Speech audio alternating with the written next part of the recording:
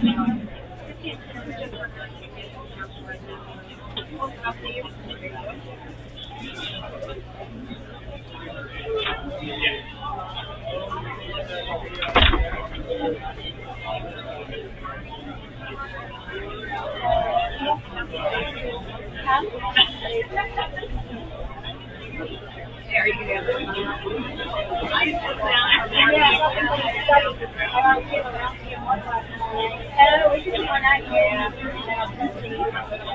to come up here and sign in, please?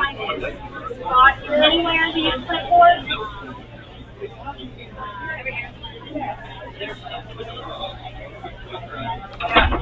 Right here, the high school.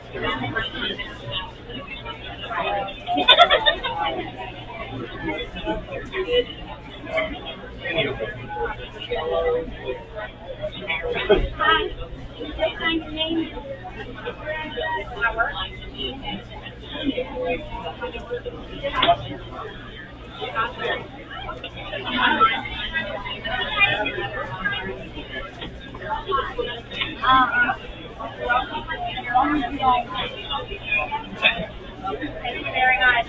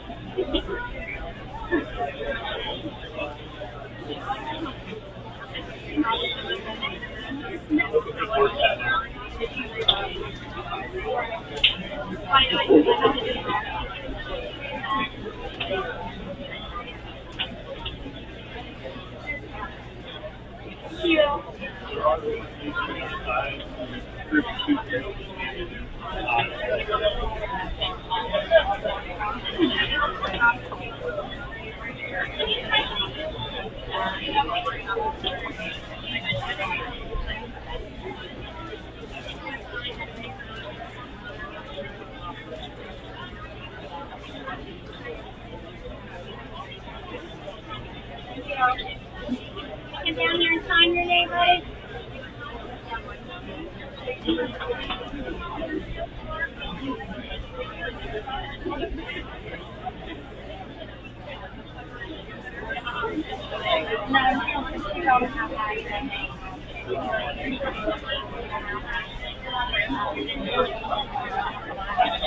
you.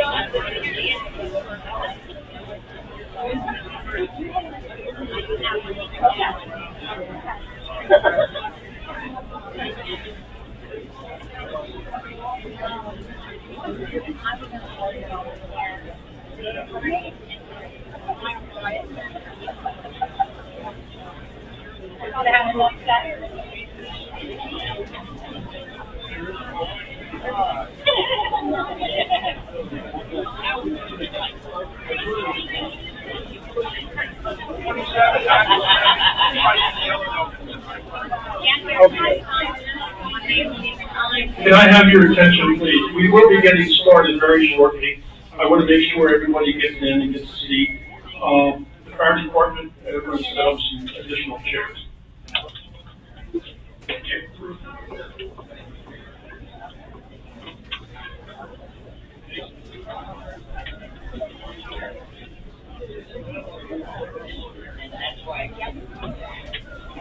Thank you. There's more sign-in sheets down here.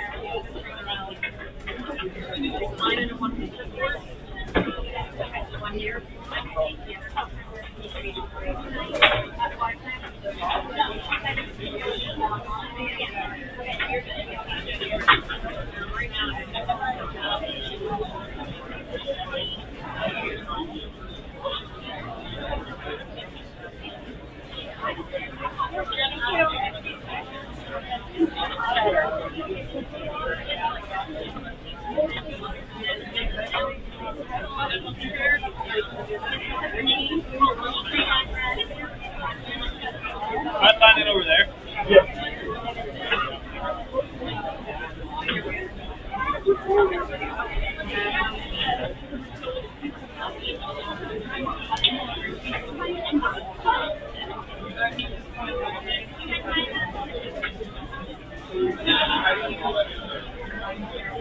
Thank you.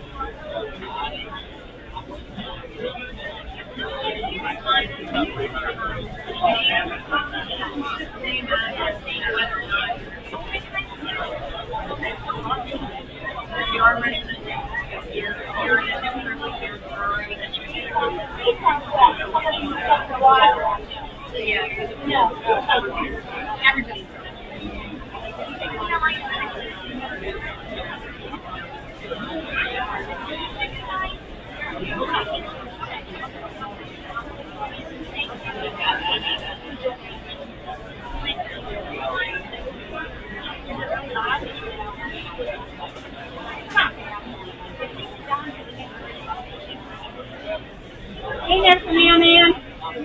I need you to sign in here. Any of the clipboards. Who it is, buddy?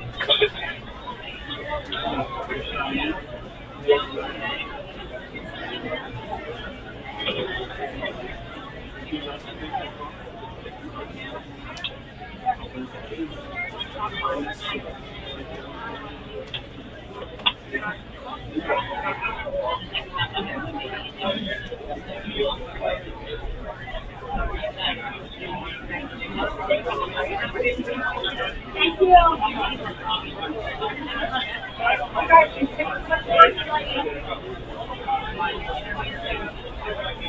Hey! Have another clipboard. You have a clipboard here for you to sign in? You gonna sign in?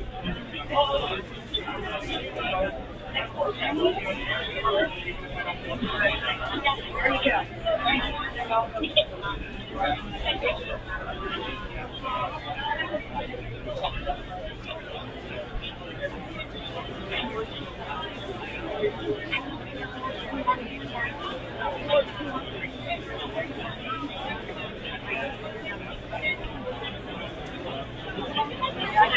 I gave up my chair. Can you sign in, please? Yeah, I'm just on sheet, so. I know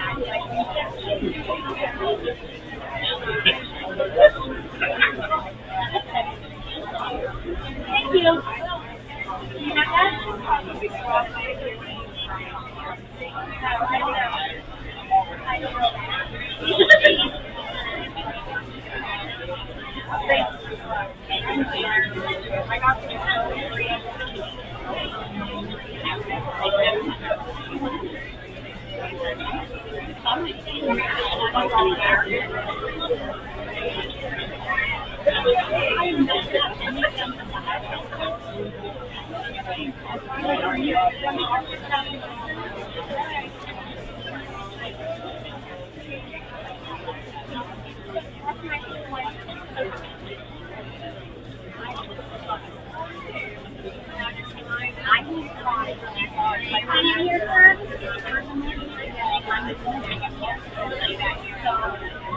You have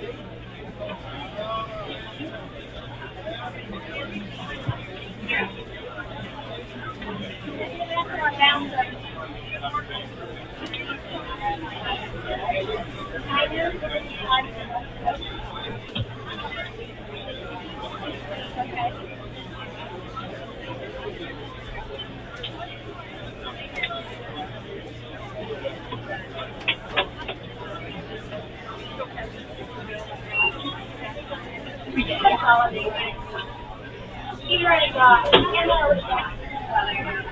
you're from WCW. Where does my girl?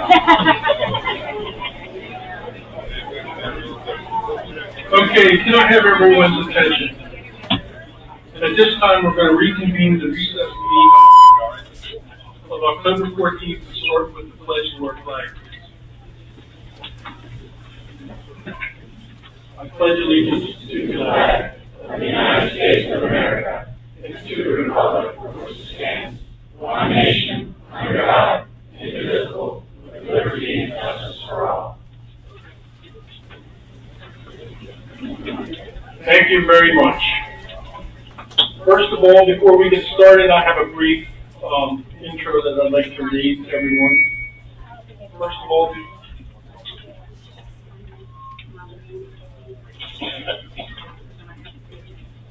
there's a few people I'd like to thank for tonight.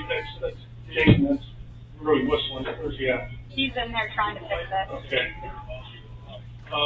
First of all, I will read that. First of all, we'd like to thank the Union Fire Company for their hospitality tonight, providing the hall to us. That's greatly appreciated.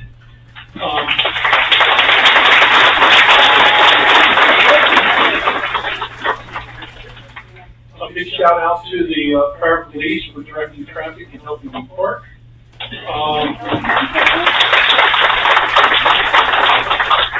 Also to the York County Regional Police Department for their presence tonight. That's well appreciated.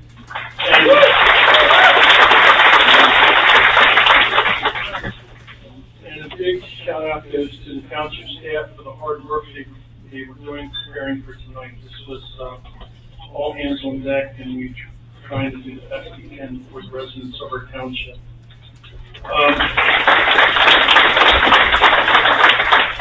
But a big thank you I'd like to thank to all of you. We need to hear your input. We appreciate your input. We strive to have open transparency. We stream our meetings. We put our minutes up on a quick fashion, and we don't want to hide anything from anyone. So, thank you for your involvement with this issue. Although we did not complete the hearings last Tuesday, we certainly received enough feedback to redirect our focus and consider alternatives. I feel a lot of the disconnect deals with the fact that Royal Manchester Golf Links was initially identified to be rezoned. And due to the comments that we've already received, written and voiced, we plan on removing the golf course for consideration of any rezoning.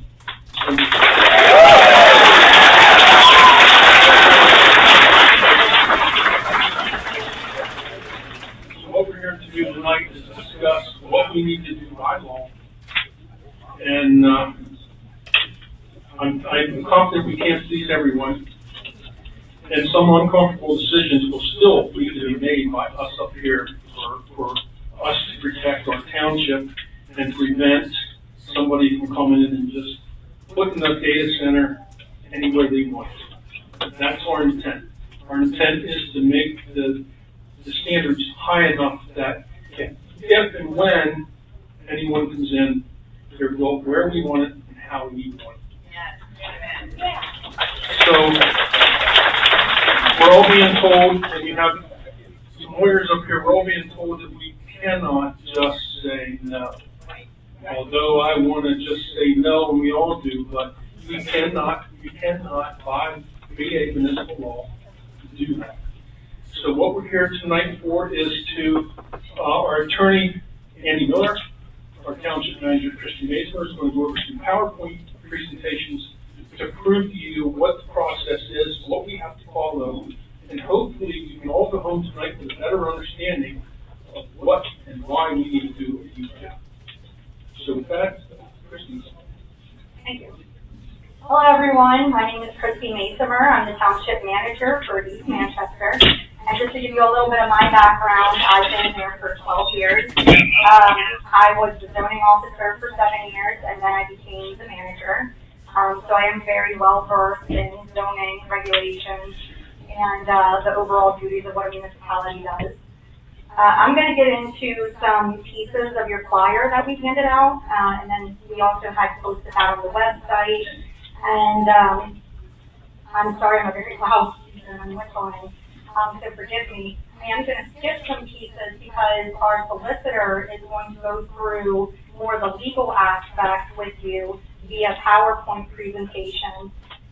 So I'm going to just jump into what is a data center. I'm sure a lot of you did a lot of research on your own, but for those who did not, I'm going to give you a basic definition. A data center is a physical facility that houses a large amount of IT infrastructure, including servers, storage systems, and networking equipment to manage, process, and store data. The demand for these were further fueled by the rise of cloud computing and the recent boom in artificial intelligence, AI. And what I want to say is politically, Pennsylvania is attracting data centers, and so is the federal government, through a combination of targeted tax incentives, an expedited permitting process, and a unified bipartisan push to position the state as a leader in AI and technology. We are local government. We're not the federal government. We're the state government. We are reacting to what is occurring, and that is why we are here today. On the next page, we're going to get into, is there a data center coming to East Manchester Township? And the short answer is, not that we're aware of. We got 2 inquiries about it, but inquiries are different from formal submissions. Formal submissions are when they submit plans, and they'll start talking to a municipality when they have details and they have questions, but in this case, we didn't have any of that yet. That's why we started this process. We got worried back in May when I got a phone call, and we brought it to the board in June at a public meeting to start discussing it so that we could put an ordinance together to regulate it. The next item is, how does zoning protect residents? Once again, we started talking about this in public meetings over several months ago.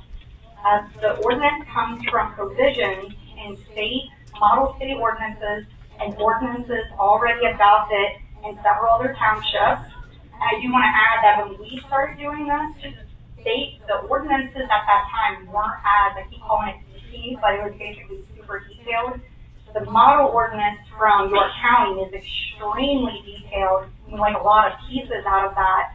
So back in September, the board had already decided that we were going to continue to, what I keep calling, beefing it up and putting these more details in it. We wanted to keep the process going because we were already so through with the draft ordinance process. So right now, the first step is to inform the general public and receive comments, which is why we're here tonight, why we advertised for it, why we posted the properties, why we sent notices, why we put it on the website, we put it in the newspapers, and we provided it at our office for hard copies, and it obviously worked because you are all here now, and which is what is meant to happen, okay? The process is working. It is a legal process. We do more than the legal process requires. The legal process does not require us to put it on our website, for instance, and we do anyways. It doesn't require us to put it on our reader board, and we do anyways. So just to give you a little bit of that background of how our internal processes work at the township. I want to get into some of the items that this ordinance is, or that the ordinance addresses. All right, so the ordinance adds a new district called the Agricultural Innovation AI District.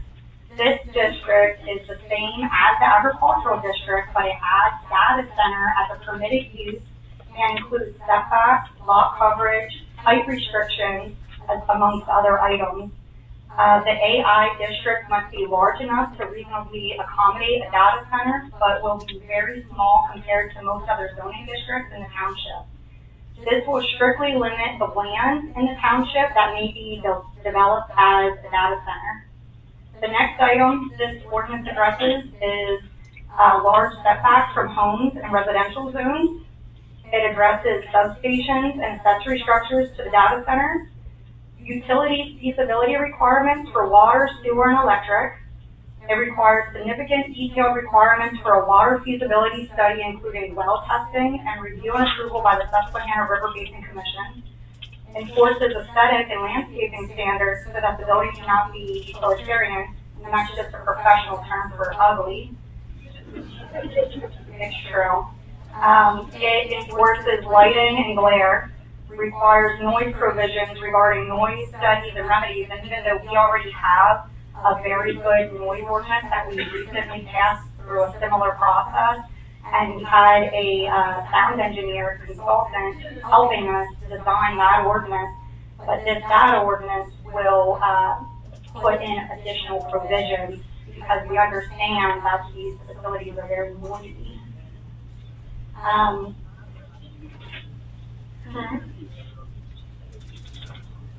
Yeah, we do have a sound study as an engineer, and so if there's any issues, we can consult and hire to do a sound study. But with a new development, we would require the developer to do that and eat those costs. It would be pre-construction, during construction, and after construction. They would have to remedy those noise violations.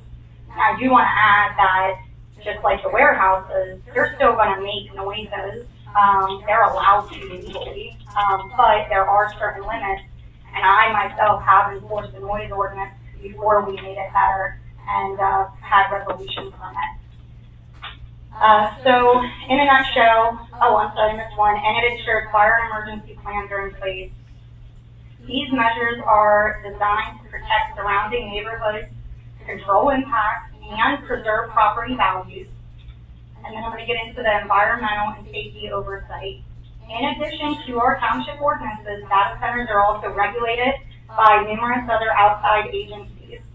DEP for stormwater and water discharge permits, U.S. Army Corps of Engineers for wetland impact permits, DCNR, PA Boat Commission, and U.S. Fish and Wildlife Service, that's for threatened or endangered species. The Susquehanna River Basin Commission for water usage approvals, PennDOT traffic reviews, and the Pennsylvania Public Utility Commission and local public utility company for electric interconnection, and then any other relevant agencies related to the project. No project can advance without these outside agency approvals. So in our land development process, they don't get to record their plan without these outside agency approvals. What happens, I'm sorry, I'm not going to get into the legal items here. I'm going to let Attorney Miller do that. So public involvement, Chairman Naylor just described a few things that we have done. And I'm just going to touch base on them again. So we have been publicly discussing data centers since June of this year. We always try to post our agenda on the website at least 5 days prior to the board meeting. The law only requires 24 hours prior to the meeting, so we do more. We've been streaming our meetings live on YouTube since January of this year, our very first meeting.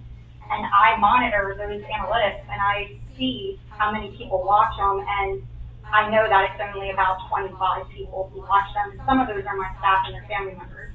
We want you to watch it. Okay, and then just ask us questions the day after. Email us, call us. That's fine. We also have a concern form on our website that you can put in, and there's many people who see that email, and we can answer your questions and try to resolve, whatever the issue is. Or if you want to just say thank you, because this is a thankless job. The next thing that we did for public involvement was we went to Planning Commission for 2 months, which is also a public meeting that gets this agenda posted.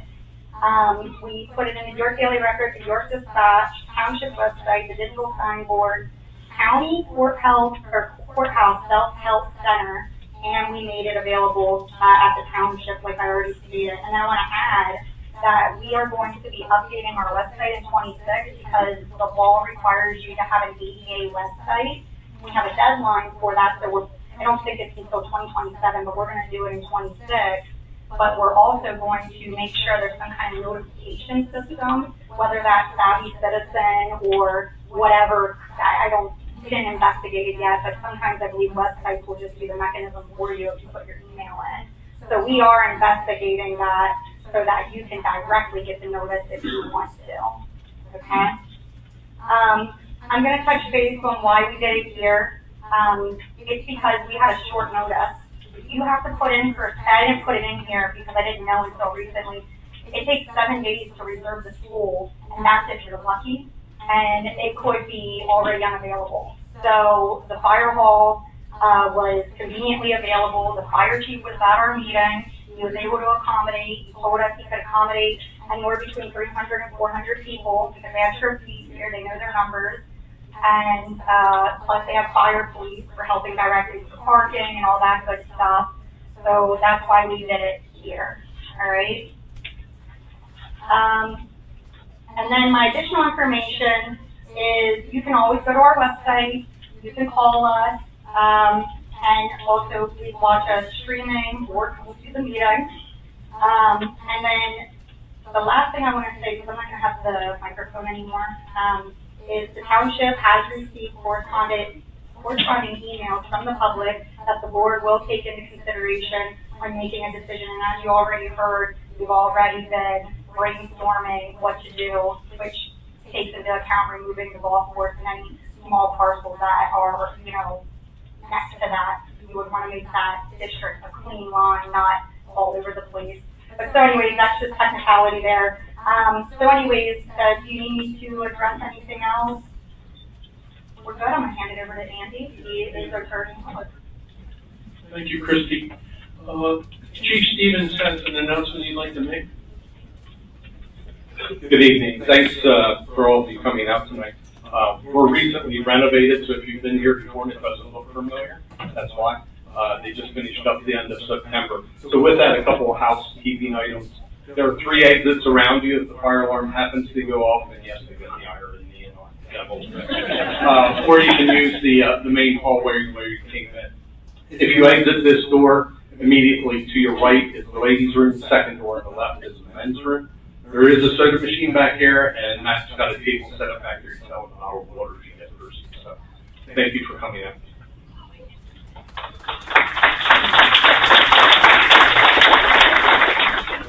Thank you, Joe. I'd like to ask my fellow supervisors if they have any introductory comments they'd like to make.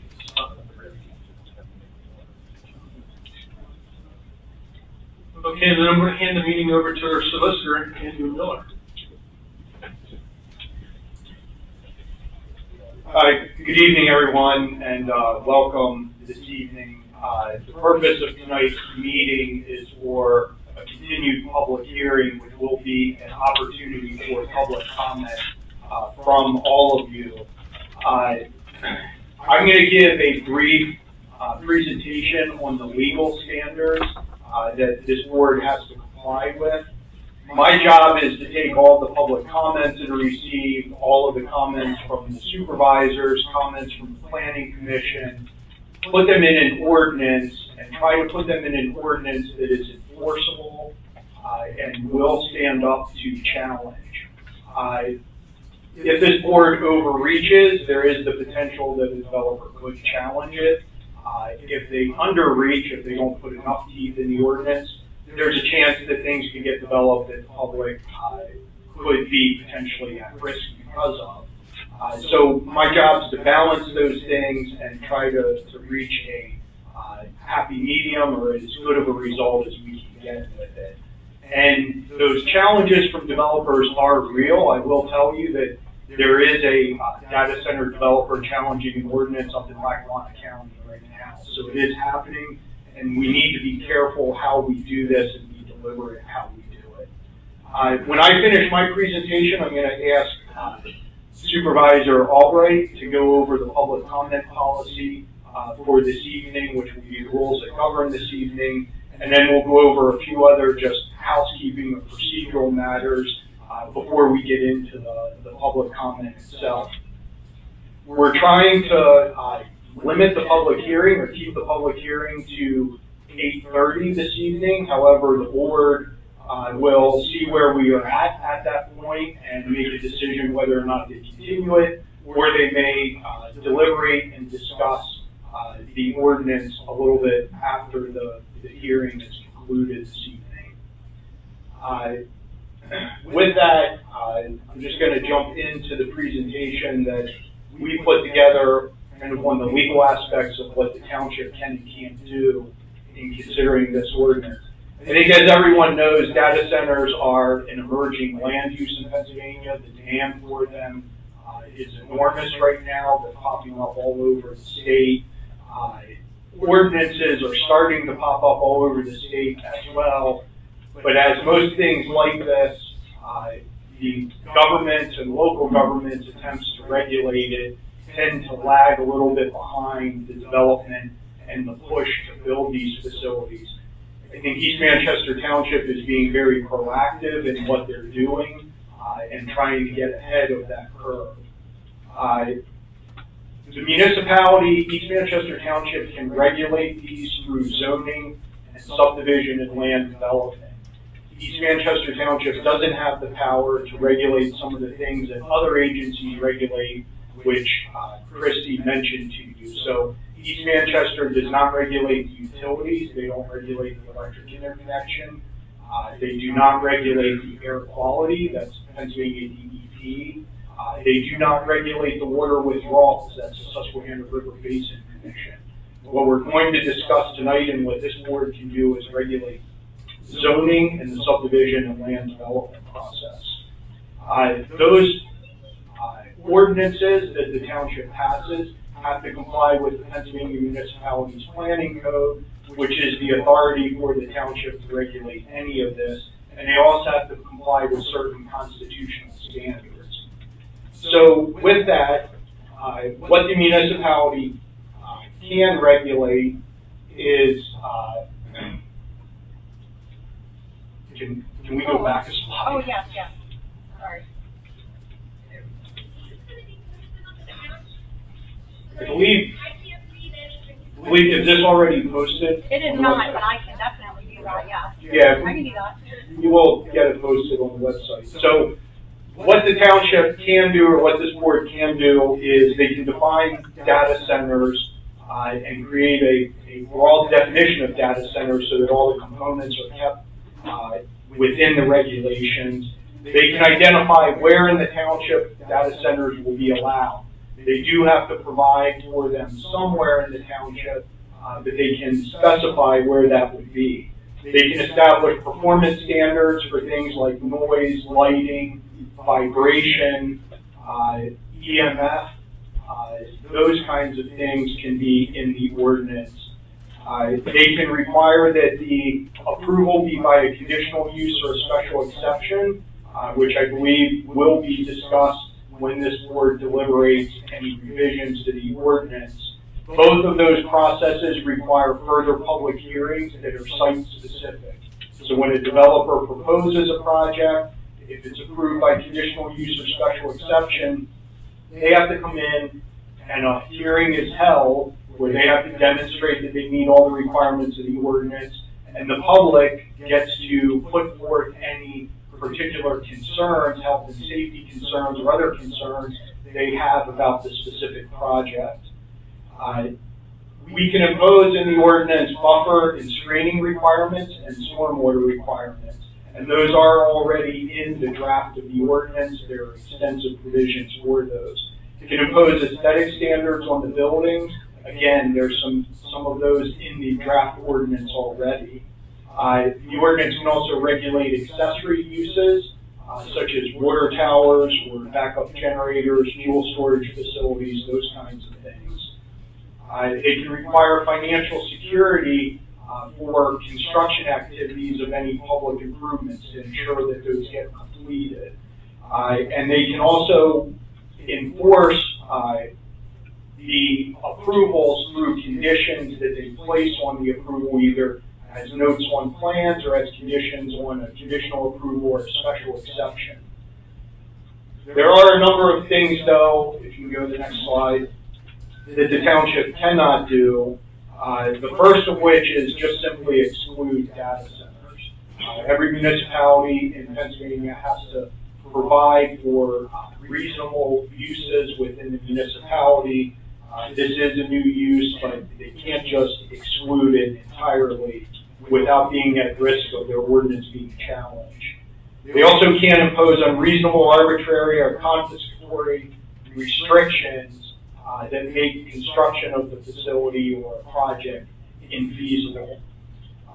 They also can't regulate areas of law that are preempted by other agencies, whether those are federal or state, and we've discussed that a little bit already. They also can't enforce standards that aren't backed up by some kind of technical evidence or expert basis. So what they put in the ordinance has to be comprehensible, has to be understood by developers, and the municipality has to be able to prove when there are violations. So they can't just be subjective standards. They can't put conditions on financial performance of the facility. We can't ask them to disclose annual reports to us of their financial performance. We can't ask them how much money they're making. We can't require them to file tax returns with the municipality. Those are all things that don't really relate to zoning or subdivision and land development. We also can't ask them to build things in other places of the township that are off-site, roads or other things. We can only ask for on-site or require on-site improvements. And lastly, and importantly, they can't just charge assessments or permit fees to the developer. There has to be a reasonable relationship to the costs incurred by the township. So we can't just set a huge or astronomical annual permit fee that the developer has to pay. That won't be upheld by the courts of Pennsylvania, and the township will have to pay that money back at some point. The last thing then is just what we do intend to accomplish with the ordinance, and that's identifying a suitable location for it near high voltage electrical infrastructure and abundant water resources, creating a zoning district or an overlay district that will limit the area where these kinds of uses are allowed and do not allow for just unlimited development in the township, regulate potential environmental and public health and safety concerns. Those concerns that are legitimate and are founded on science, the township can regulate. And then protect township roads and infrastructure from any negative impacts from the development. And then adopt provisions, like I said, that will be enforceable and won't be overreaching and subject to challenge. And lastly, that allow sensible development that helps to build the township's tax base while protecting residents from adverse impacts. The last slide we have then is just the procedure, just so everyone understands this. Tonight is a continued public hearing. This is just the first step in the process. The board is going to take comments from the public this evening and then consider revisions to the ordinance that's in a draft form already. We also have on the agenda a curative amendment resolution, which would give the township some protection and additional time for this process. I'll discuss that, what that means more when we get to that part of the agenda after the hearing. After the hearing this evening, the board will take the comments back, consider those, potentially make revisions to the ordinance, and if revisions are made, it will get resubmitted to the planning commission. It will go to the York County Planning Commission and East Manchester Township Planning Commission. Both of those will deliberate and offer comment at public meetings where the public can attend. Following that, the board would have to schedule another public hearing, like this public hearing, where they take public comment again on the ordinance. And after all of that, they can adopt an ordinance and get an ordinance in place that regulates this use and also identifies where the use will be allowed in the township.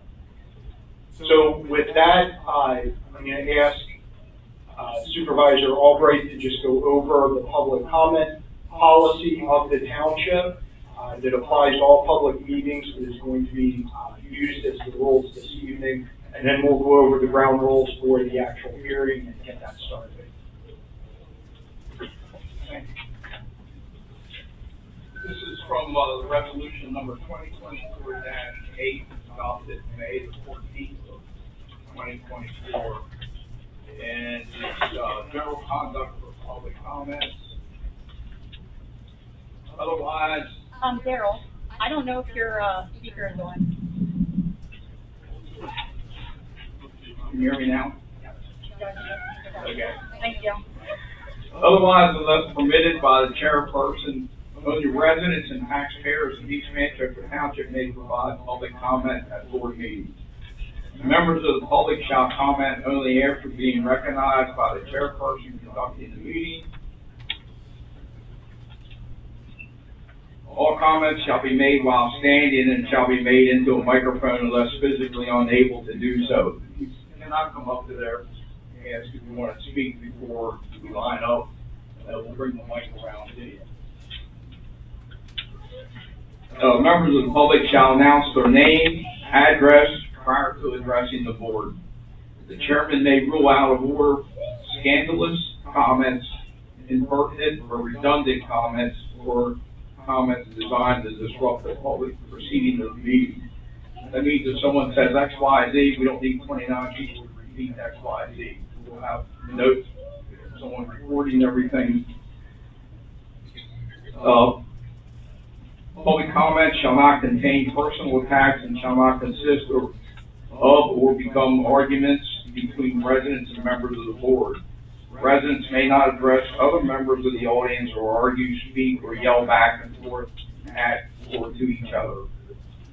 Any conduct disruptive of the board meeting and interfering with the business of the township, such as talking when not recognized by the chairperson, talking beyond the allotted time, and or use of cell phones shall not be tolerated.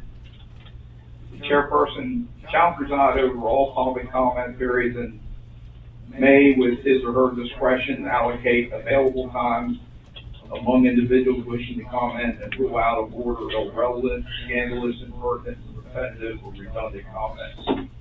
Just for a point of order, there's a cone set up there.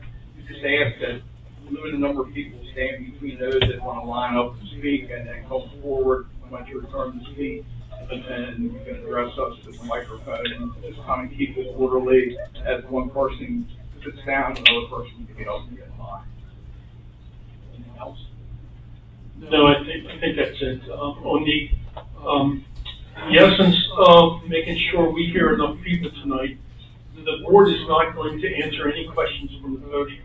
If the question arises that's not, was explained in our PowerPoint or by our attorney, we will capture that question and put it on the answer to that on our website.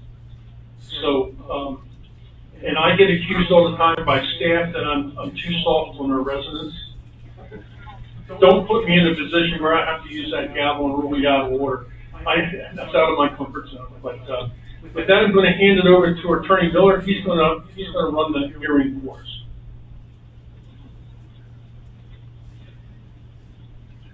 Okay, so now is the time and place for the continued hearing on two ordinances that the township has proposed. One of those ordinances is a text amendment to the zoning ordinance of East Manchester Township to provide regulations for an agricultural innovation zoning district. That ordinance creates the district and then provides specific regulations or provides for locations where it's allowed. And then the ordinance also has a section which provides specific regulations for data center use. The other ordinance is a rezoning ordinance which would actually create the agricultural innovation district by identifying parcels that would be part of that zoning district. In the interest of time this evening, we are going to conduct the public hearing for both ordinances at one time, so we will take comments on either of those topics at the same time. So with that, we will open the hearing and we'll ask that people queue at the podium, and we'll call on you for your 3-minute time limit. And I think the intention was to start, if there's anyone who can't make it to the podium, who does wish to speak, if you want to raise your hand, we'll try to get you first. Right here, we have one.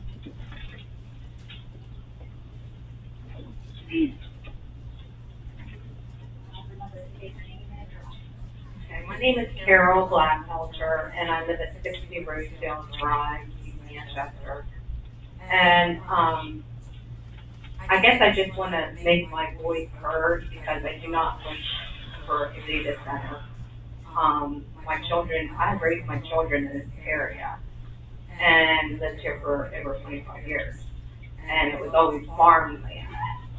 And it was a very nice area to raise a family. And now I only see warehouses, and Ford Road and George Street is nothing but a traffic jam up and the noise level. So I can only imagine what this data center is going to bring. And that's all I have to say. Thank you. Does anyone else have comment that is unable to make it to the podium? Raise your hand. I don't see anybody else. Okay, I'll hand it over.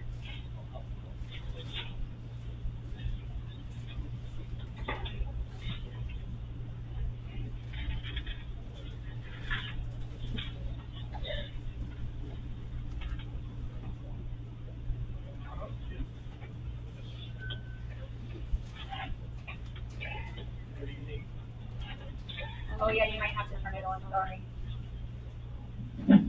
Good evening, board members, fellow citizens. My name is Mike Schriefer. I live at 205 Laurel Drive in Sherman Oaks. I've been a resident here since, I got a piece of paper with the name on it. It's Sierra Charlie Hotel, Romeo India Echo, Fox Echo Romeo. 205 Laurel Drive. Yes, ma'am. Well, if you couldn't tell by my phonetic spelling, you know a little bit about my background. I have a couple questions that came into this issue about 3 days ago with some amazing fellow that led the way. My biggest questions are, we can do more. I love what you guys said. We can't just say no. That's unfortunate. That'll be the easy answer. However, we can make it extremely painful for them. So we can add in collateral damage reviews, long-term property value assessments. We can make no tax abatements. Unfortunately, that's just local. We can't do that county and state. What are we doing to get those things into the ordinances to detract how perfect this land is? Unfortunately, our land is perfect for a data center. With TMI reopening, the river right there, it's unfortunate, but there are a lot of downfalls. So I think we need to make this as painful as possible. They have deep pockets. We need to make them spend their money and lose interest. I think that's our goal.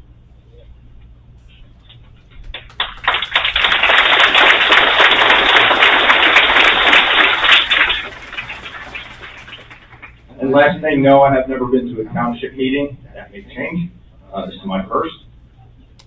What can we do to increase the tax base with things like this? If it becomes inevitable, this cost should not go to us or roads, water, electricity, or anything. It should go.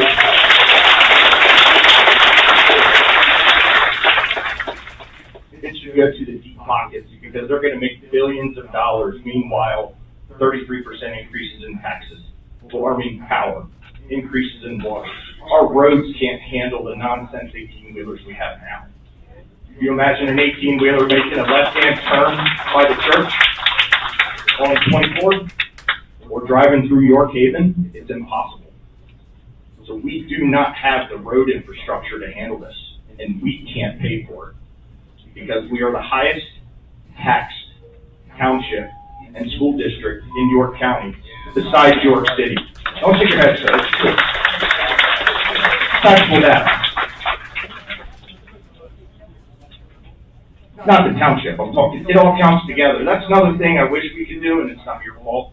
They need to break out school tax, municipality, and township, because we're at 1.07, I think.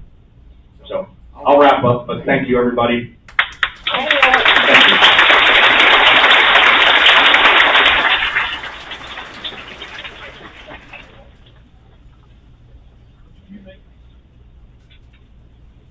Make it as far as the podium, you're recognized.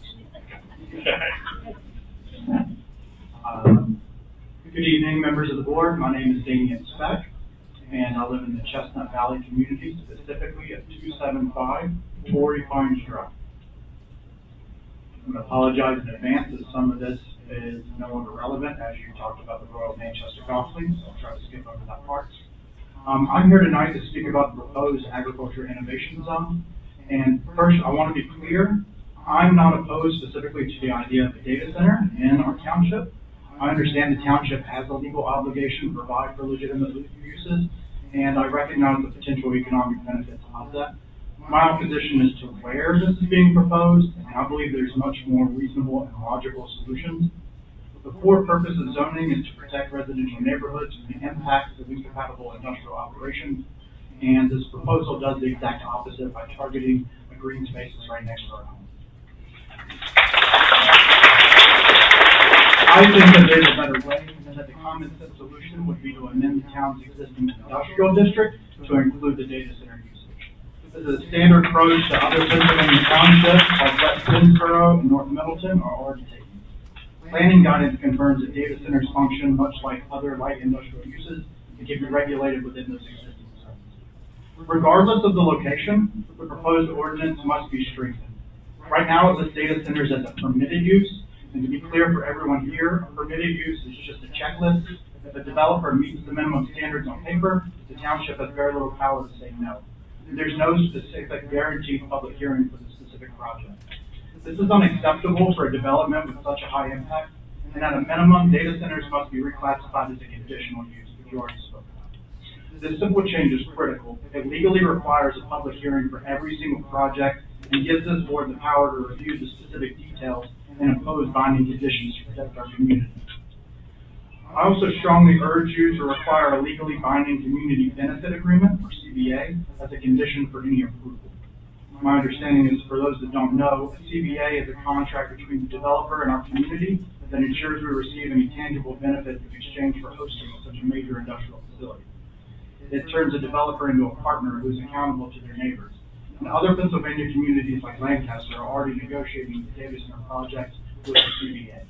And a strong CBA would require a developer to provide direct financial contributions either to our schools, fire companies, or fund independent environmental monitoring of our air and water, or even create relief funds to help residents that are impacted. So in summary, I'm asking you to do one thing.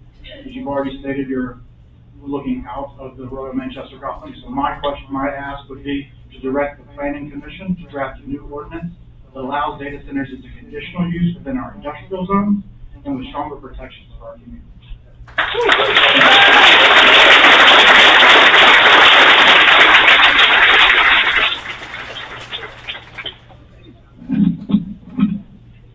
My name is Matthew Howe. I live at 445 Lynn, Howe. I live at 445 Lynn, so I'm right across the street from the golf course. I gotta be honest with you, I had a lot of questions. You guys killed about 95% of them by taking the golf course out of this area.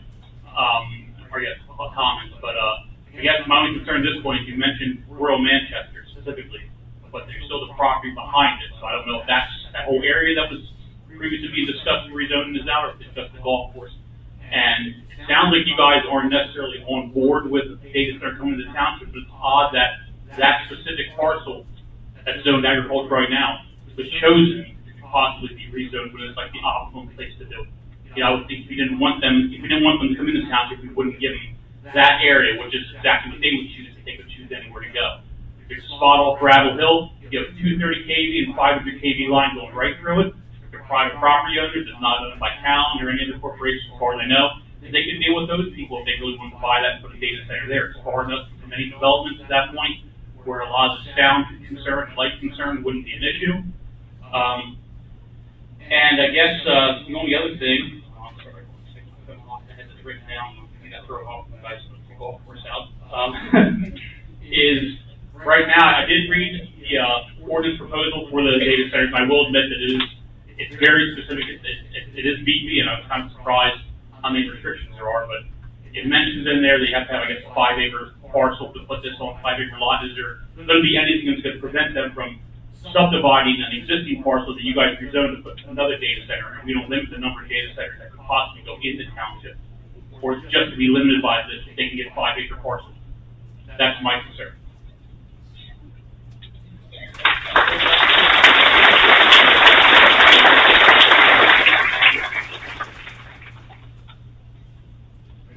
Len Bradley, 455 Hollyhock. First, let me thank the fire chief. Thank you for hosting us. Thank you for coming to the block party. Thanks to the board for approving our block party. I'm a civil engineer by trade, by profession. I'm typically on the other side of this, where I have gone through the curative amendment process. So one, thank you for being proactive. As someone who navigates these ordinances for a living, I think the intention of the ordinance are great, but they really do need to be beefed up. You need to have different criteria that protects the residents from doing this. I would like to see specific noise standards for both low and high frequencies. This changes based on the noise ordinance, but this specific use needs the low frequency requirement as well. And I did articulate this on a letter, so I'll go real quick. Landscape and burn standards, although we require landscape standards, they need to be articulated what the standards are. Certain height, certain width, certain locations, certain type of vegetation, that type of stuff. Air quality emission standards, although it is regulated by PEDP, you can require certain higher end products be installed as part of a building permit process. Vibration limits, vibrations are a huge concern for data centers, so I would also want those. Thermal discharges, although regulated by DEP, I would be worried about the aquifers. That is not something that SRPC does regulate. You already talked about the groundwater monitoring wells. You also mentioned EMF, so thank you for addressing that. Financial bonds, much like a developer's do, could have financial bonds for remediation efforts and annual inspections and things like that for the noise ordinance and any violations of the standards. One of the big things for me is, the last gentleman raised a good point, we don't know how many data centers are going to come, depending on the size of the land zoned for it. But I would ask that there's cumulative assessment for all this too. We have the noise standards, but each noise standard needs to compound on the other. So there's a maximum level that can be discharged from the property. Not any one landowner, it would be the culmination of multiple data centers have to meet that standard. So if one comes in, the standard is here. If two comes in, the standard stays here at the property line. It's not like each data center can then have their own remedy above that. And I also agree, I have the CPA in mind as well, community benefits agreement. It's something that they've learned. Loudoun County, Virginia specifically, has been dealing with this for 9 or 10 years. You need to go through all of their information and their process. I'm licensed in multiple states. They're going back and retroactively adopting new ordinances to address the concerns they've had over the last 10 years. So in that community benefits agreement, there is a financial contribution to a community fund, local employment, work-based development requirements, infrastructure and public services, trying to go quickly here, land use community integration, fiscal and tax transparency. Again, it is just understanding. I don't agree with any data center getting LERTA or pilot funds from Pennsylvania. It's not a current industry. It's not vital to the township, so I don't understand how you could have revitalization tax abatement if it's not already vital to the township. Monitoring important also is a decommissioning plan. So when they go in 10 years or 15 years, whenever the technology gets obsolete and they have to replace, what are they going to do with the site? A plan should be in place on what they're going to do. Community engagement, which also would, again, if we're talking about where PPL is down there by River Island, they need to provide access to the resident on some amenity space as well. That would be fishing and stuff like that. And again, the CBA just being recorded and things like that. Thank you.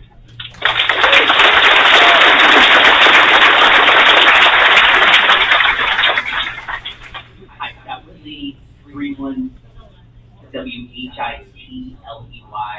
310 Hollyhock Drive.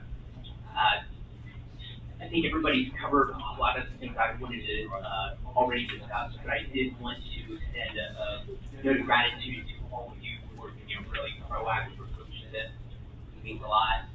And want to reinforce, especially Glenn Bradley having such broad and deep experience with this, to really scrutinize the document, which I also have reviewed, which was sent to you guys last Wednesday.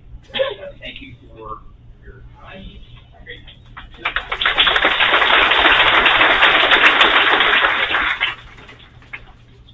Good evening. My name is Bill Engler, ENGLERT, 280 Lynn Drive. That's in the Chestnut Valley area. I've been here for 20 years. And I was so grateful that you guys are being proactive. Very thankful for this opportunity to speak. The thing that concerns me is the environmental and safety oversight. And our solicitor said enforcement.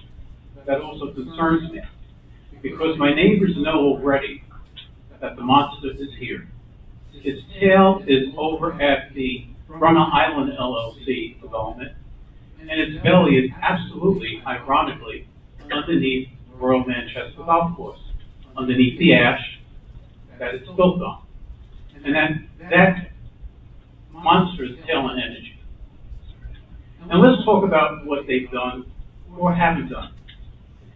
November 2017, abrupt termination of all public access to fishing, boating, picnic locations, wetlands, trails in and around the Brunner Island location, including access to Susquehanna River and the nearby tributaries. July 2019, Tail Energy was fined $1 million, the highest fine in the state of Pennsylvania, for coal ash pollution from one coal ash pond. So keep that in mind, one coal ash pond. January 2024, 200 fish were killed as Tail Energy takes down 2 units offline. Reports taking steps to minimize the high temperature changes in the water. December 2024, the Center for Biological Diversity gives notice of intent to sue for failure to mitigate pollution risk, failure to follow EPA regulations, and properly constructed or managed coal ash ponds. April 2025. Bill, I gotta interrupt you. That's not the issue tonight. Talent, we have no control over those type of things with talent. That's my concern. That's what I first said Yeah. about environmental and safety oversight and enforcement. I'm not seeing it. That's my point. So you stop me from continuing to talk about what drives one of our neighbors in the fields already. They're here. They own that property. They own the What the chairman is referring to, and I alluded to this in my comments, this board regulates zoning and subdivision and land development. What you're talking about are violations of environmental laws, So you present hazardous that to me waste nice disposal. Those things, those are complaints that need to be filed with DEP. And DEP has a hotline to make those complaints to them, but the township is preempted by DEP on those kinds of issues. So what you're saying then, Mr. Miller, is that this environmental and safety oversight, which you just said, is not your job. That's right. To regulate hazardous substances, this board does not have the power to do that. So the job of this board is just to welcome the monsters in. That's not what was said at all. No, You that's, have it in your presentation, environmental and safety oversight, that's what I focused my presentation on. And we're talking about a company that makes $72 million year-to-date profit earnings this year. Brunner Island, $48.2 million in sales and seller transactions. That's my concern. I will end it with that because you just explained to me what you're limited. And I don't think we want to hear about what you can't do and what you can't do. Thank you so much for your time. Thank you.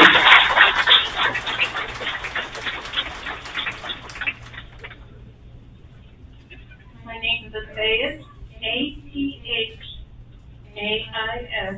Dubay, capital DU, capital BAIE, 210 Ivy Drive.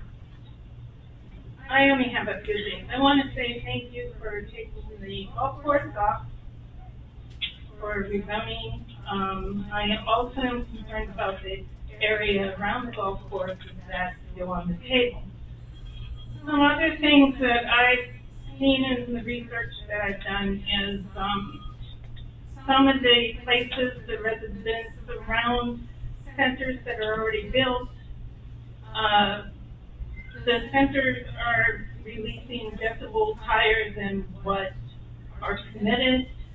And once a center moves into your area, is built there, these people have money. Slapping them with $1,000 fine for exceeding decibels, it doesn't do anything because of the fact that they have money. And so that's one of the main things I have a concern of. The vibrations can be felt for miles around these centers.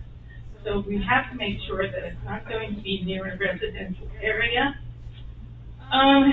Protecting the water sources. And I think it was Newtown, Georgia, a town in Georgia.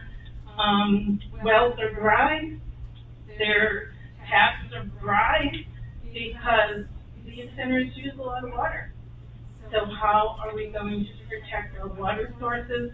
What's the remediation if something goes wrong?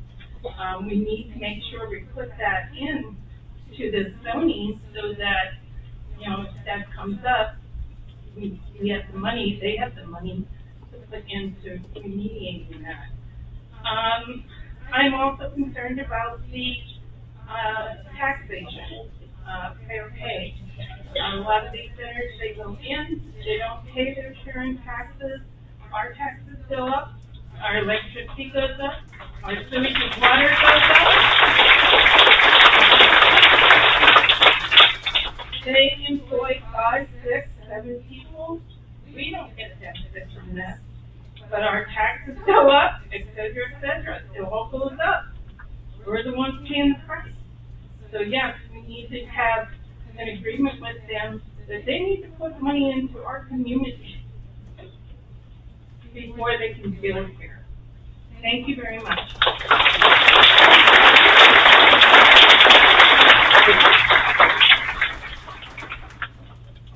Steve Wheeler, I have a beach drive. I don't have a long eloquent presentation prepared. First, I just want to thank the board here for being proactive in how we totally understand the need to have a regulation. You can't do that. However, my past work experience before I retired involved working in collective bargaining. In collective bargaining, words matter. To me, when I saw agricultural innovation, I looked it up. Google searched it like everybody else does. And the data center is non-community agricultural purpose. It makes more sense for it to be an industrial purpose. And I thought,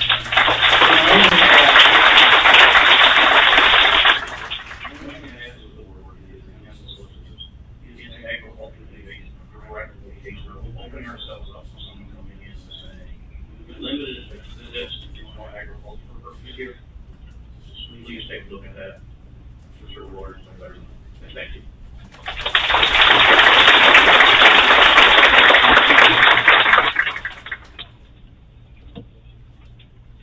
My name is Lori Bernoudi, L-O-R-I. Bernoudi is G-E-R-N-O-U-D-Y. I live at 25 Abbey Drive in Asbury Point. I just want to thank you all for being here tonight to everything that you went over, some concerns off of my list. But I just wanted to make everybody aware that once one center comes, we're going to be flooded with centers. I heard that Shapiro wants to make Pennsylvania the pilot for, the poster child for the AI data centers of the country. Loudoun County, which someone had made reference to, has just under 200 AI data centers in a county. Can you imagine 200 AI centers in your county? That scares me to death. So anyway, that's all I had to say. Thanks.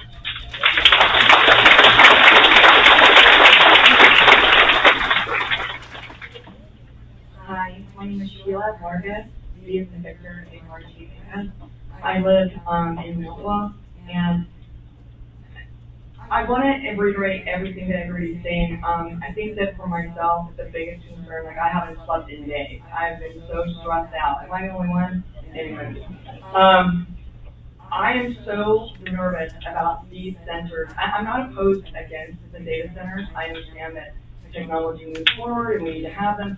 I am just very opposed to them being near our home.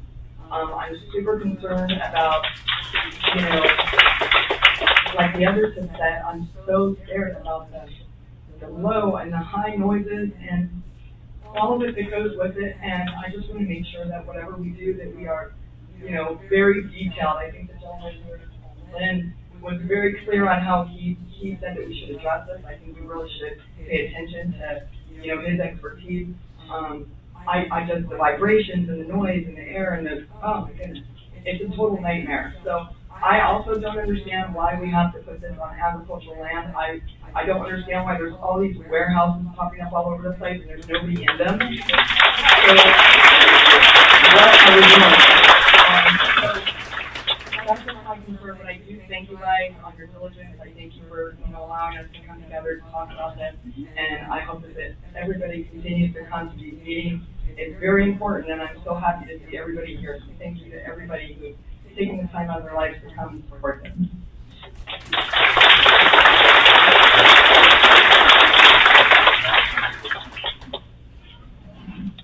My name is David Yarnall, Y-A-R-N-A-L-L. I live at 375 Abbey Drive in Pennsylvania Point. Just a couple of health concerns here. These data centers actually emit significant amounts of particulate matter, nitrogen oxide, sulfur dioxide, carbon dioxide, pollutants that degrade air quality, contribute to climate change and pose serious health risks to the community. They can cause increased rates of respiratory diseases, cardiovascular conditions, and elevated cancer risk. Now, I have 4 children of my own, and I don't want anything to them, myself, or anyone in this room. You know, not to mention, you know, I know they were talking about the drinking waters. Well, these data centers can consume up to 5 million gallons per day. That's equivalent to water use of a town populated by 10,000 to 15,000 people. So just to put that into perspective. Not to mention, you know, our utility, electric bills increasing up to 200% or more, and then our home values will also kind of go down the toilet and decrease as well. Thank you.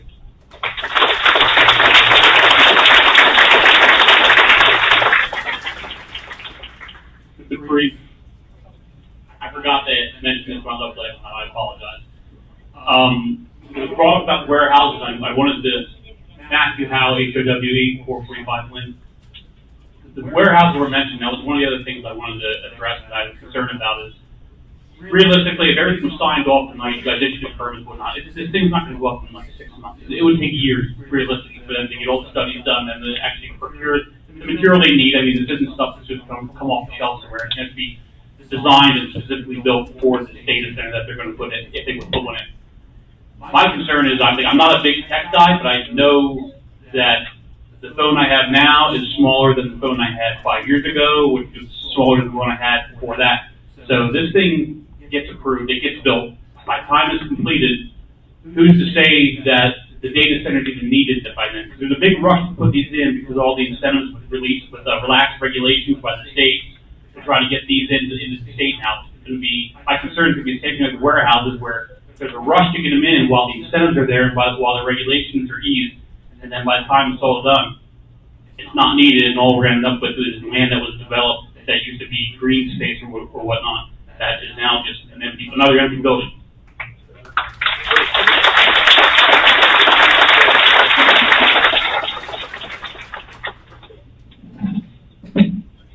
My name is Deb Byloff, B as in boy, Y is in, I don't know what goes with Y, L is in Larry, O, F is in Frank, F is in Frank. I live at 37, yeah. I live at 3700 Starview Road, Mount Wolf. And my concerns, I haven't read anything about this, I don't know if it's even relevant. I hope that it is, because we have this in our community. Behavioral health people, autistic people, what's the noise going to do to them? What effect is it going to have on them?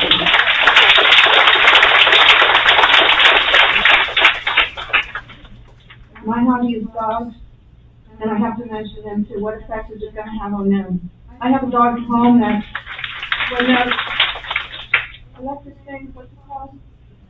Yeah, that. When it goes off, it doesn't like that. What's it going to do? The noise. Dogs hear noise. Dog bites are going to increase. I don't know if any of this is relevant, but it is on my mind. It's a concern, and I hope that it's a concern for more of y'all too. Thanks.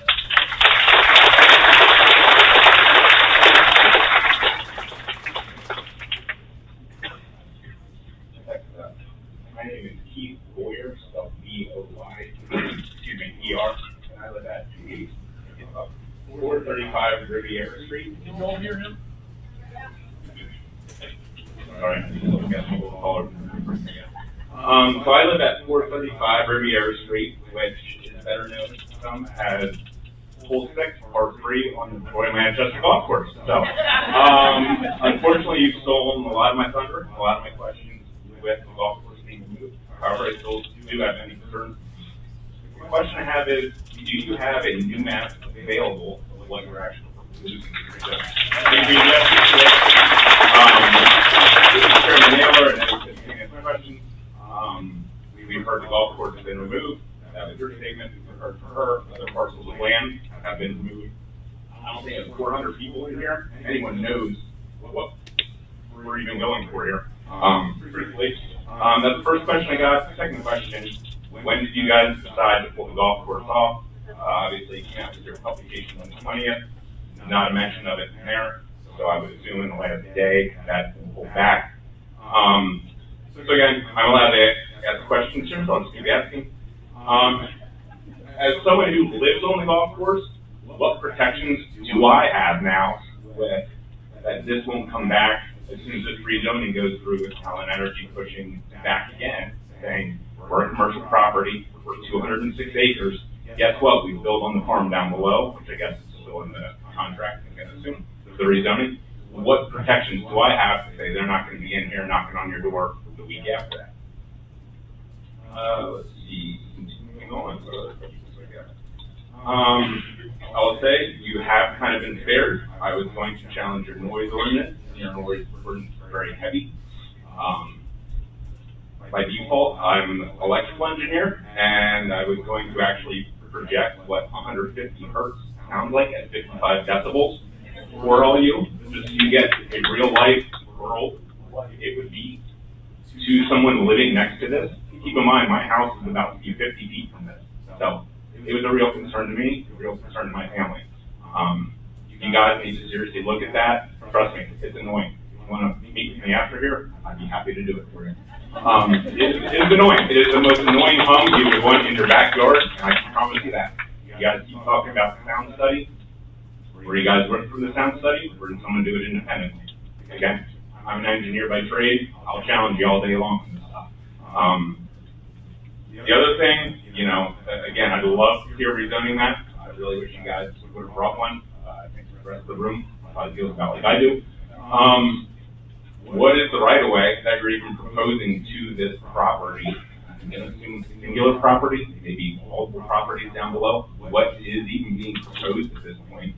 And what would the right-of-way be to get to that farm? Would it be coming down through your haven? Would it be coming back next to the police station? Things like that. Again, I'm here saying I'm actually a little disappointed. Maybe I'm disappointed. I'm happy that the golf course has been removed, but I'm very disappointed with the amount of details that you guys have brought back. Okay. I'm sorry. Now, one more point. I've been a vocal leader to this township. I've been trying to get people to petition and share how much they're against this, and I can only get a copy with you guys. Starting at 8 p.m. last night, we started a petition. We received 641 signatures from township residents against this, and 1,252 people have signed this. Obviously not all our residents, and I'll leave a copy with you guys so you can understand how people feel about it. Yep.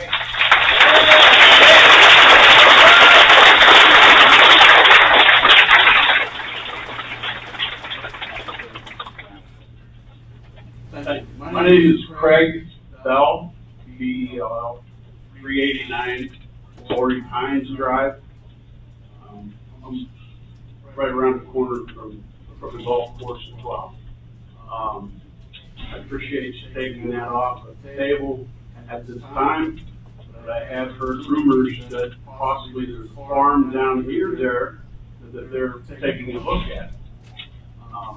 I have a neighbor that's an electrical engineer, and he has installed many of the electric components to these facilities. And when they start putting up one, they start putting up another, and another, and another. They generally don't stop with one building, one location. They begin with one location. My concern is if they're still eyeballing that farm, that land in that area. There's one. Who is to say they can't come back and challenge and come back once again to the golf course? I have a couple of vested interests in this. I have a couple of kids that we live in the area. Lawyers have kids. We go to the bus stop every morning there. We've had problems with the bus stop showing up on time. That's another issue.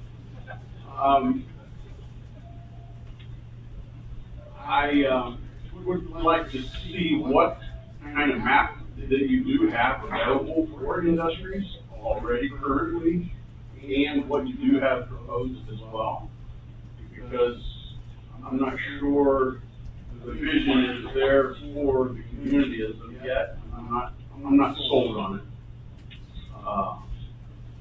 it. 3 Mile Island, they started that about a year ago to begin the phase of beginning the development and bringing that back online. That reactor 1 is going to be operational in 2026. Okay? It's kind of weird that the timing of all this is right now figuring out the rezoning. So please be as quick as you can with figuring out what we can and can't do as far as the rezoning. I would like to do more. I don't normally come to these meetings, and I apologize for that. I work a full-time job. I go to soccer practice, I go to here, I go to there. I just don't have time to be able to sit here and be able to come to these meetings that I'd like to. It's very much you're hitting in our backyard. It's emotional, and a lot of people are emotional, and they're uncertain what's going to happen. We would like to know a little more details.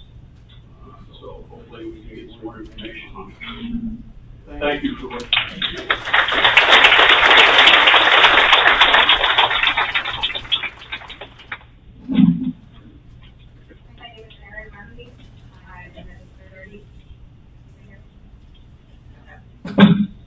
My name is Erin Murphy. I live at 30 Westminster Court.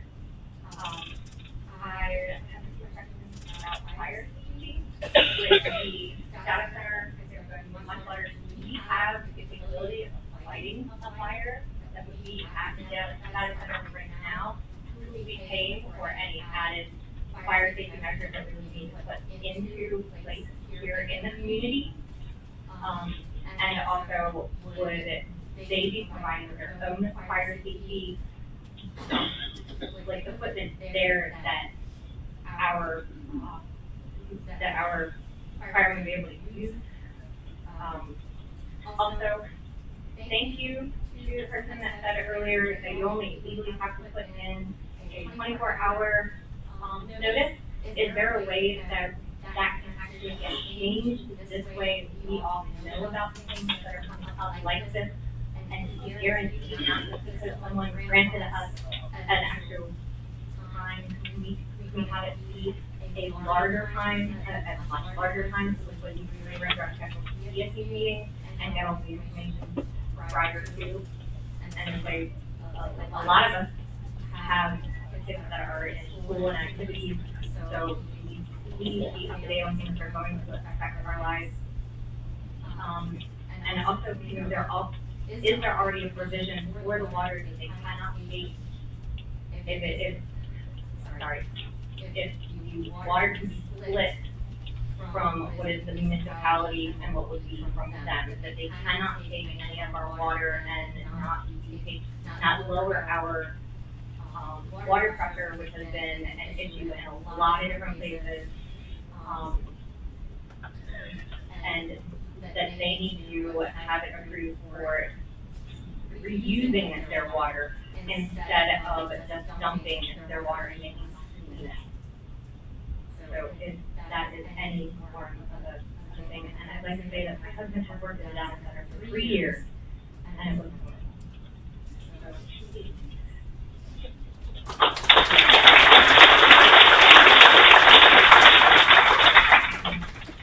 My name is Robert Berkheimer. I live at 1495 Onawako Creek Road, Manchester, Pennsylvania.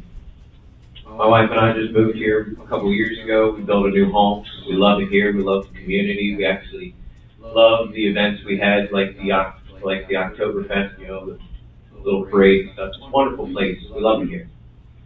We definitely are opposed of the data center, of course. I think as everyone else is here, and I just want to make my voice heard. And thank you for everyone what you've done.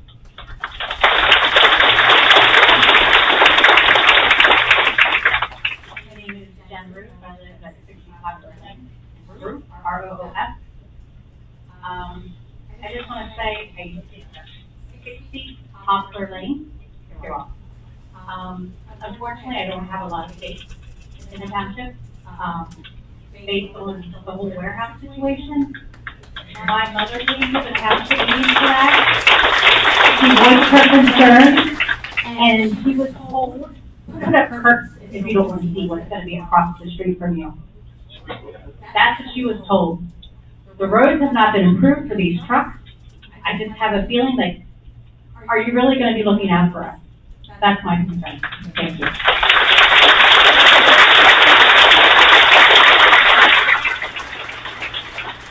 Hello, my name is Vincent Filer. I'm at 191 Poplar Lane. Actually, my sitting here listening, and as we started with this, you know, the golf course and golf table, which again, I think it's great, but it got me thinking. I'm just curious, and perhaps more transparency about how would these parcels picked to begin with? It seems, based on what was presented, it seems like a fairly easy decision to say we're going to take it out, but kind of makes me question, well, why were they in to begin with, right? If we're talking about the opportunities to place, whether it be industrial or something like that, why here, right? Like what was the decision? What was the thought process that went into the idea that this is where we're going to outline this to go? Again, I don't expect a response. I know that's this morning, but Just one last comment. Vibrations and noise, yes, it will likely impact, you know, our residential areas, but wildlife will also be impacted. They will likely leave.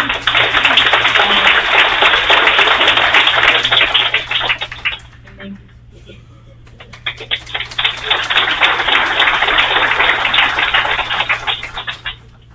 Hi, my name is Justine Holgren. That's H-A-L-L-G-R-E-N. I live at 280 Lynn, obviously in Chestnut Valley. Thank you for making sure there's a golf course in Sonata. I have why that we were against it, meaning the traffic and all that stuff. I do want to ask a question. Instead of this, your meetings are live streamed, the general one. What is, and maybe I'm wrong, you can answer that later. Obviously there are a lot of people here who, my sister was not able to attend because she's a nurse and she's working. But doing live streaming of all, especially the planning commission, because obviously we have lots of people that are here and lots of people who didn't go into it, but make sure that we're streaming all these smaller meetings instead of just the general. As a former newscast producer and worked with all the different stations in this area, transparency is the most important thing. And not just, although you guys have done that communication, But in today's society, obviously it's a data center, there is social media as well. And whether we get a volunteer board or a public commission to go in with that, we need to be communicating not just on the website and things like that, but the various data centers and things that are coming in, which is our social media. Please consider live streaming all of the different departments of their meetings, zoning, planning, everything. The next thing that we talked about is that we want, if the data centers come, which is, it is the reality that we are facing. And we talked about making them beautiful, you know, we don't want utilitarian things. I would question if the ordinances are very harder and stricter about agriculture and working with preservation and sustainability and making sure the landscaping that comes in, because we have a golf course, and it's got to look a certain way with pesticides and all those other things that are there. But native plants and different things that keep our places happy and not something that just, it looks aesthetically pleasing, but is also actually meant to be here in Pennsylvania. And just the sustainability efforts, making sure that what looks beautiful doesn't cause more damage, because our state is responsible for a lot of that Chesapeake Bay death that's there. So we just need that. And thank you to the person who brought up about vibrations and things like that with people with autism. I am a mother of 2 of those children with autism, and that data center near that golf course probably would have been problematic for me and probably 5 other families that are in that development. So thank you. And just more transparency, live stream everything, and social media sites, please. I'd be happy to volunteer with that too. Thank you.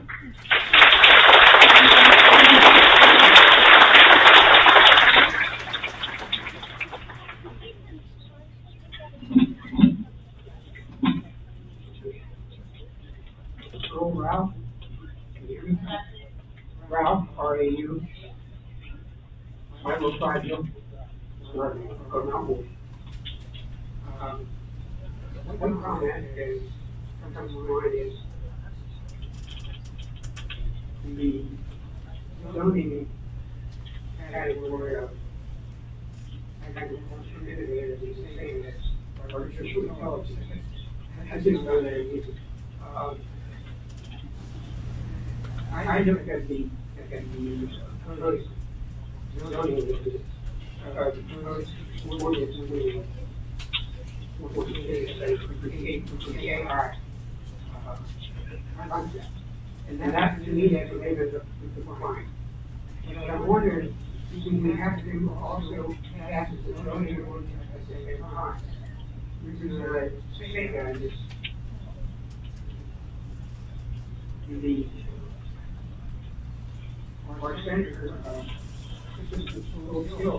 I think it's going to be combined with some legislation which is going to perhaps impact what we do. And then maybe we don't have to rush it.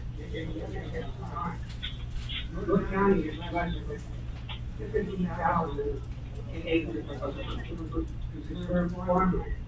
And what concerns me is anything that you want to place we may be spending money for that land in the lead or otherwise combine space for this that especially the need for the strategic questions.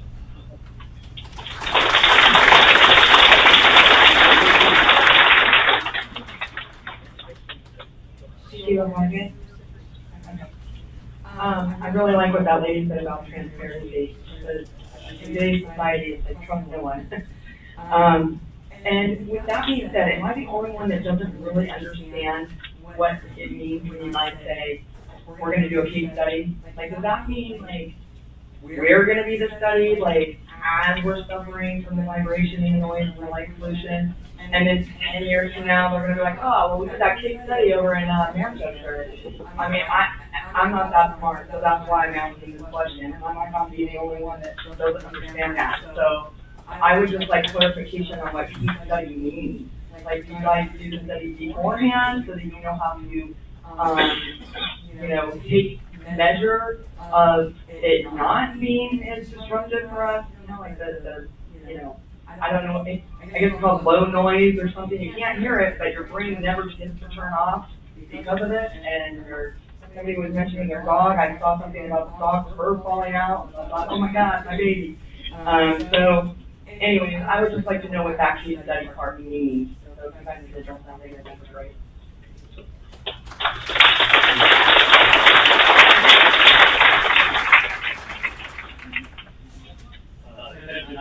I serve the Lord as a keeper representing pretty much everyone here. Last name, E-V-G-E-N-I-A, D-I-S. There's a million things that I could say here tonight, but I have 3 minutes, I can't say everything, and there are a lot of people that said a lot already, and there's a lot of people here tonight that are in oppositions. Obviously, and I haven't been privy to a lot of the things that have happened in the township, even though I live 2 houses from the township building. However, you know, there's a lot of decisions made in the township. We have done a lot in the township to, you know, cater to new and shiny things, which have been our houses and other development. You know, there comes a time, I think, when this township should take a look at what we have and what we have left, and to make wise decisions. To keep going in this direction and to take away spaces that are free, is just not in the best of interest for the township residents, for the people that live here, for me. I've spent too much time, a lot of time. I spend 16, 18 hours of my day working, and my full job is to protect the health of our waterways, and I do it with every ounce of effort that I have in my body. What we're dealing with is I can't even talk to you in 3 minutes. We can talk later about that conversation this meeting tonight. The site that you guys are talking about right now is very coal ash. You guys know what we've done in the last couple of years to address coal ash in our township. We've addressed Turner Island. There is still coal. We're referring to the golf course, right? Oh yeah, and let me get, I have about a minute left. So the golf course is very coal ash. We all know that, right? It's a hazardous site with the need that I've made statements before about the kids playing on soccer field. Again, it's a separate topic. We have coal ash buried on the site. This site is technically in line with the coal ash rule. And what the township really needs to do is address the site and remediate it in the way the coal ash rule is written. Right now, there should be monitoring done on site. We need to monitor what's happening beneath the surface and the discharges that are entering our waterways right now. Again, this site is a dirty site, just like Turner Island is. And you have a golf course on top of it. It might look pretty on top of it, but beneath the surface, it's dirty. And we need to monitor it. We need to monitor what's going on beneath it and what's discharging into the environment, into people's wells that are fucking drinking this water. And if there's somebody in the room here tonight who has called me, somebody in the township called me and asked me to sample their well. I had lost your phone number. It was a gentleman. I lost your phone number. I wasn't able to call you and get back to you. If anyone knows a gentleman who is looking to get their well sampled, please have them reach out to me. I terribly apologize. But I know there are people that live near this spot that have to get the water tested. So please, if anyone knows this gentleman, if you want to get your water tested and you live near the area, get in contact with me or some member, keeper of the organization. Thank you.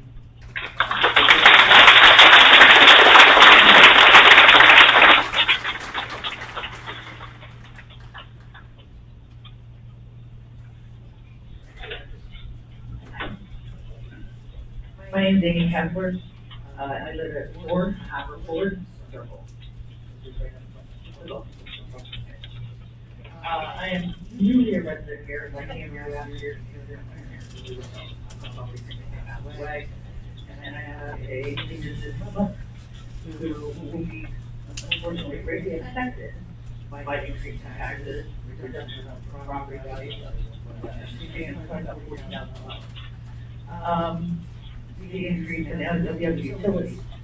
But my other concern is what vibrations that we're talking about besides the children, the animals, our indigenous animals, our wildlife here, from all the warehouses that have been built recently, pushed out a lot of that. I don't know about you guys, I like the look at it. I like to see the elements and my bird feeder. You see AI places what happens with the vibration and the noise, pushes all that, what little bit is left of the beauty that we have. out away from the residential homes, so people can't look at that. It's also replacing a lot of animals. On top of that, it's hired to make a police officer in county. I can tell you that everybody that wants social media on the 4th of July, people don't. They're gonna be extremely affected by this. You can't buy everybody a thunder jacket and all on for the vibration, which is expensive. But my biggest question, besides the effect it's also gonna have on our first responders, is what is the board going to do to protect the residents, the taxpayers, the homeowners, and the children of this municipality with this whole situation? That's it. Thank you.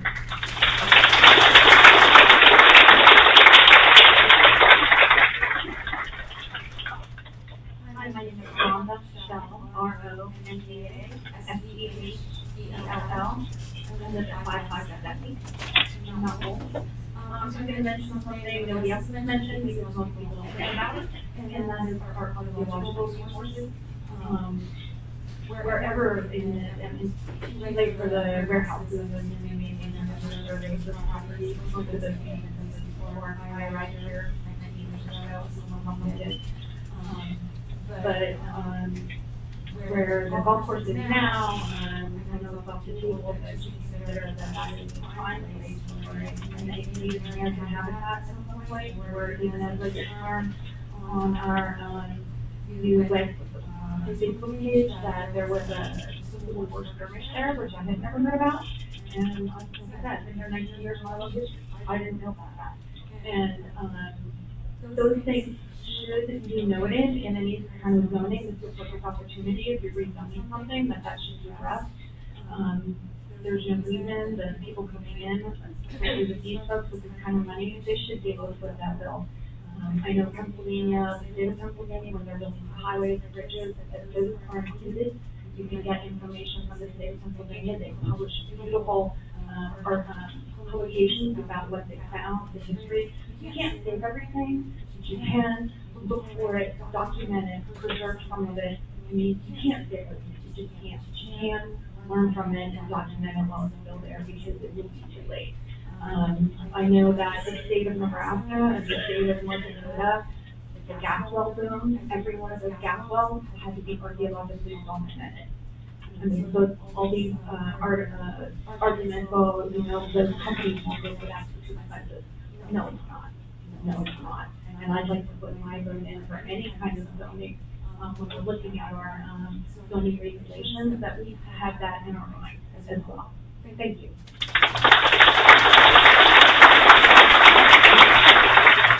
Hello, my name is Vicki Frederick.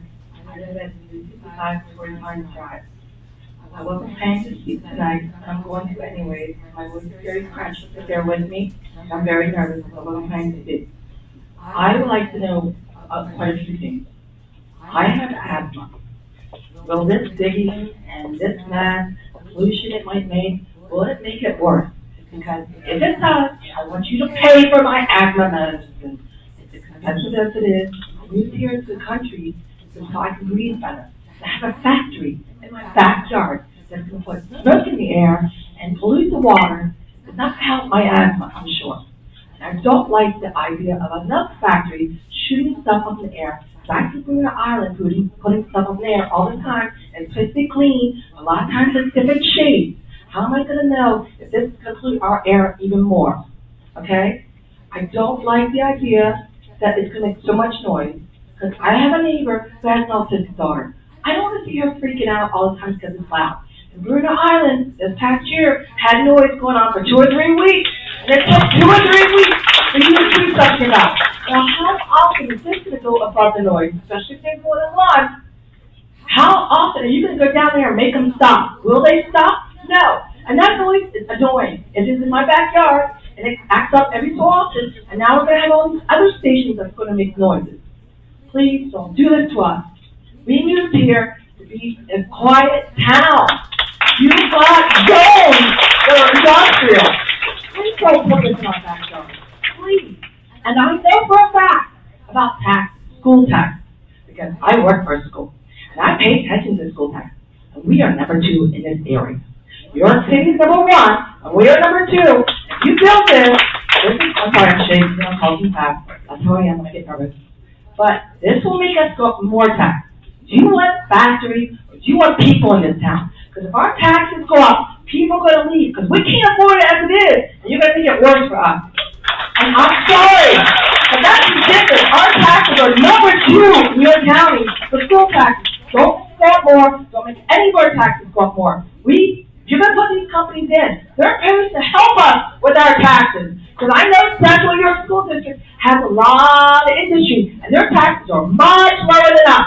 So if you're gonna build these things, I want our taxes lower. And that's how I feel. I'm sorry I raised my voice. When I get upset about things, that's how I am. Thank you for your time.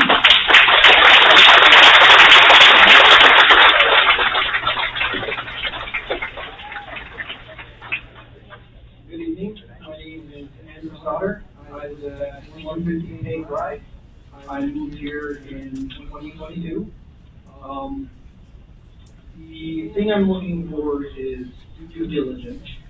And I can't speak much to the noise levels that a data center can bring. It's not my field of expertise. I do work in IT and I have been there for 10 years. And I studied, my bachelor's and my master's degree are also in IT. The thing I'm looking for is, are we putting this category, this district, into the right bucket? We have to look forward because technology changes very fast. So we need to make sure that wherever we're putting this, it's the best place for a return on investment for the township. If we put it in a category that in 10 years changes and somebody else comes along and they develop something new and they gobble up the space for it, are we going to be taxing them at the right spot? Is it going to be fair for the people of the community? We need to think about not just data centers, but what that could potentially evolve into. The one thing about noise that I would like to bring up is the incident with Bruner Island that happened, I think, August 2024. It did happen. It was around for a while. I don't work here or in this township, so I drive out of town a lot. It did go on for a while, but I am happy that you guys resolved it. So thank you. It's something that our township does work towards, and we do get approval. So thank you. Due diligence, please. Make sure we're putting things in the right bucket. Thank you.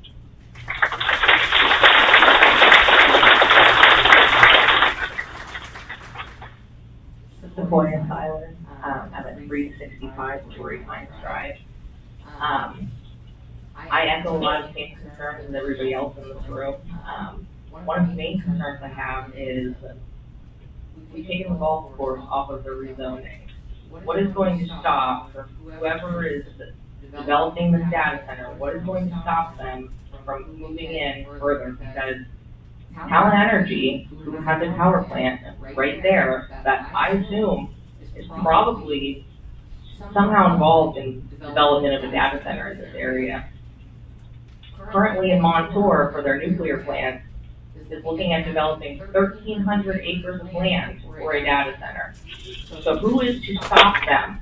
Who is to stop them from continuing to move in further and further?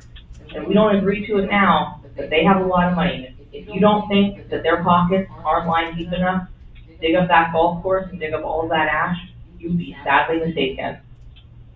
So what are you going to do to keep them from eventually developing data centers all along the back of our property, all along the golf course? And another concern that I have is, who's going to hold them accountable when there's an issue like Bruner Island that was making noise for weeks last summer, driving everybody's pets insane? Are you going to be able to turn off a data center when there are noise complaints? Or are we all just going to have to live with it until they fight you on some solution that they're never actually going to come to because they have so much money and all they'll do is continue fighting and fighting? Those are my concerns.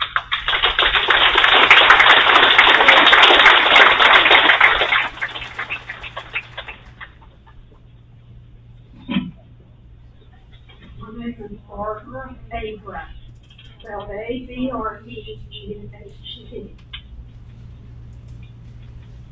I've lived here since, my address is 148 North 4th Street, Nashville. I moved here in 1968. I'm in my 80s. My concern, if this goes through and utilities go up for the average home owners and for the senior citizens, we can't afford every bill now. What's going to happen then? Families can't afford to have their electric and water go up a couple $100. Seniors can't. Manchester and Mount Burke will become slum areas because people won't be able to keep their property maintained. That is my concern. But what about rolling blackouts? Are they going to give us all generators so we can keep the electric going in our homes? Too many people are on oxygen tanks and a lot of other medical machines that you can't have disruptions in the electricity. So please, please take this in a concern when you make your decisions. I'd hate to see this lovely, lovely area go downhill. Thank you.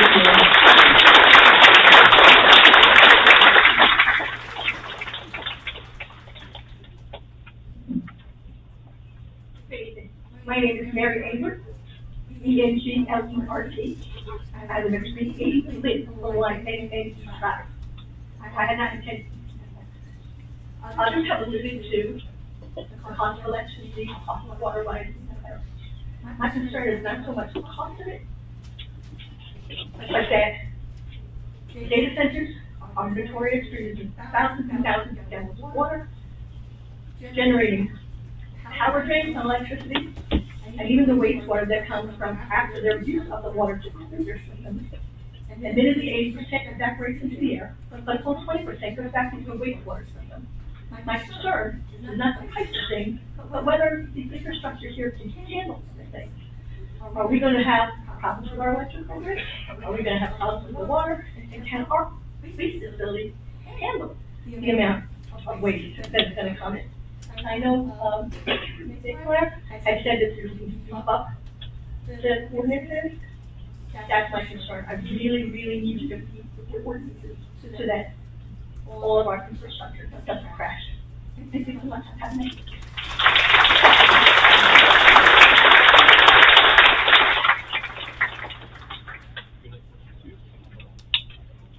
Hello, my name is Christina Noel. I live at 115 Pebble Beach Drive. I had absolutely no intention of talking here, but sort of the elephant in the room for me was we all learned about this. We all spend time on our phones, on our computers, looking up this, that, and the other thing.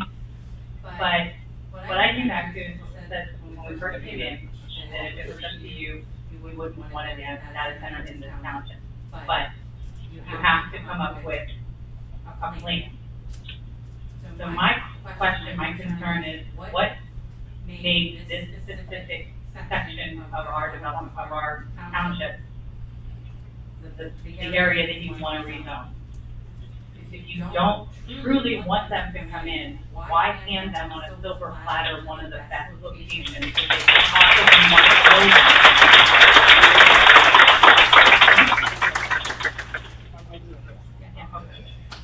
There are other areas that are already known for industrial uses, and this truly is an industrial use. It is not anything to do with agriculture. So that's the only thing that I wanted to bring up.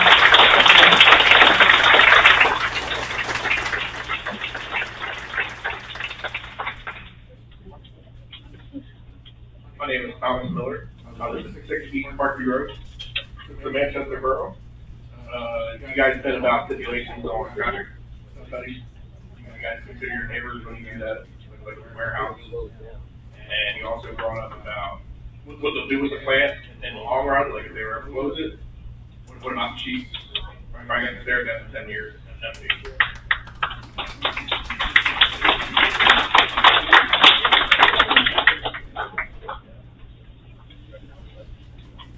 Name is William Fuller, F-U-L-I-R.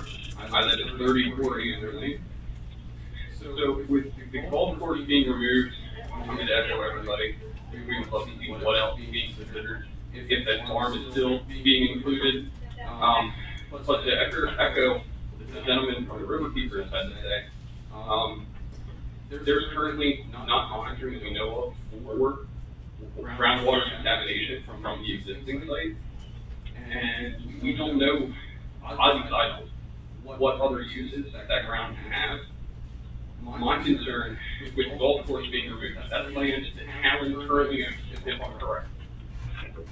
What is to stop them at this point from using, as everyone is echoing, their deep pockets to push something to go there so they can benefit from the release?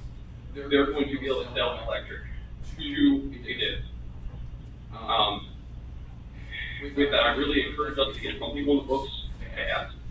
My concern, as a knee-jerk reaction with that people, is if I was an unscrupulous business person looking at this, you just want my hashtag.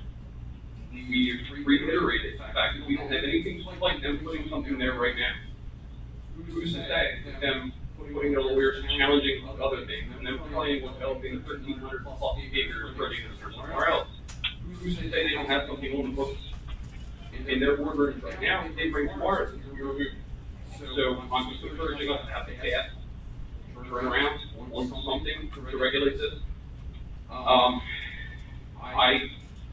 fully am behind good regulation of these facilities, but as everyone else has said, it doesn't belong in agriculture. We have plenty of industrial areas. I'm sure I'm not the only one that through summer drives down Main Street to go to Giant, and right from where Debbie's used to be, across from the Ford dealership, the whole way down past the new Sheets location shows. At least 3-4 nights every summer on the harsh chlorine or whatever smell it is coming from the existing industry. And that is a concern with this being put in there. Someone else brought up fire protection. These facilities use tons of heavy metals and toxic chemicals in the coolant that are being used to circulate what's being heated by all the water they're going to pull from our system. So with the fire protection being brought up, we've already slashed the fire protection budget, which was mentioned, but in regards to our tax increase. So I hope there's something in there that has them footing the bill for the increased fire protection and environmental response that's going to be needed with any fire response.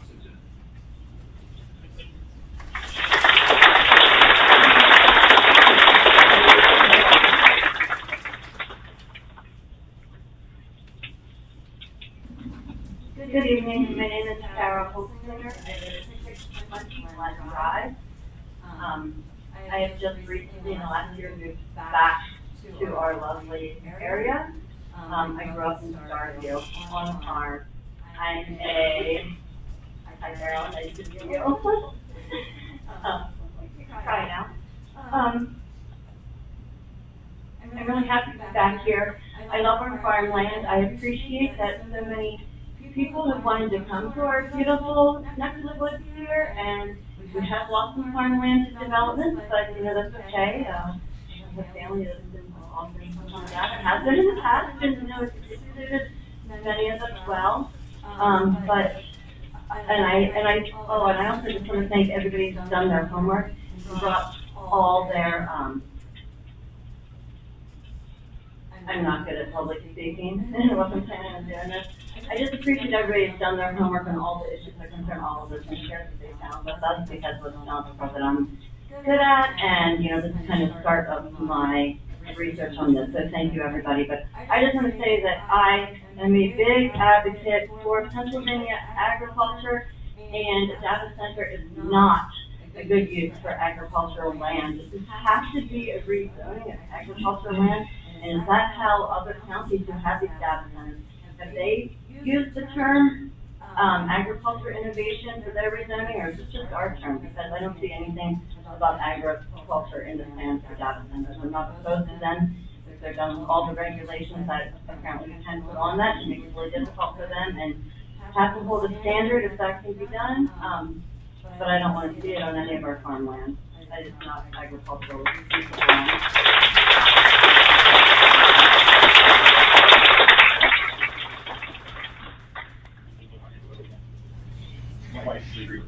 I want to wrap this up. I'm the last person. Thank you guys for listening. Appreciate you. What I'd like to see, and I think everybody had excellent points, and there was tons of concerns that a lot of us wouldn't even brought up, so that's why it takes a village. What we would like to see from you, and if I'm speaking out of turn for you, please let me know. I tend to do that sometimes. We would like to see a comprehensive way forward. What you are doing, spelled out, how you plan on doing this, what you are going to put into the ordinance, how we are going to protect this. I do not think that's too much to ask, especially for something of this level. So if that's something that you would be willing to share, I know your lawyers are going to be working overtime on this. It's a lot of red tape and everything is stacked against the common folks. So we're fighting an uphill battle. Please show us that you are doing everything in your power to make this not happen. I know you can't guarantee it. There's too many forces against us. All we can do is ask that you give 100% effort. Thank you.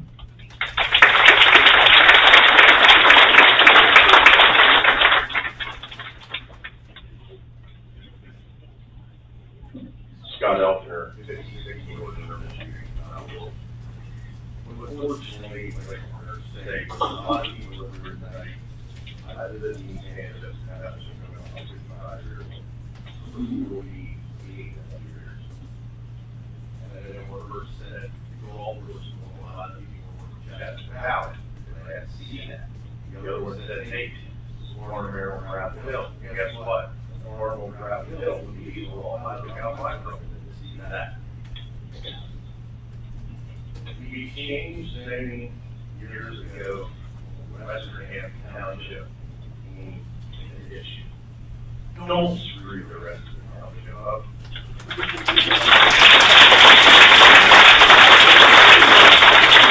The biggest thing is, all these areas where these buildings are at, and they just slow me. Okay? And I know that's the signs of times.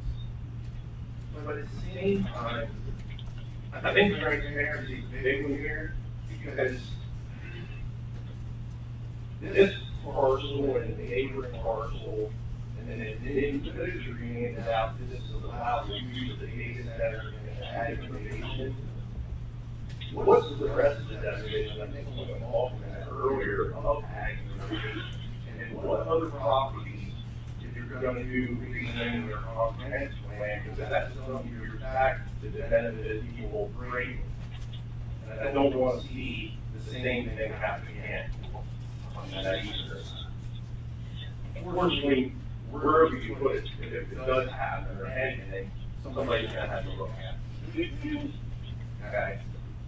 So, I long-term resident, I love living here. But it's also, I can't get out of my driveway at home because of what we've done with the housing and what we've done with all the people who work here now. And there's no way in this township to keep access what we've done. And we've developed.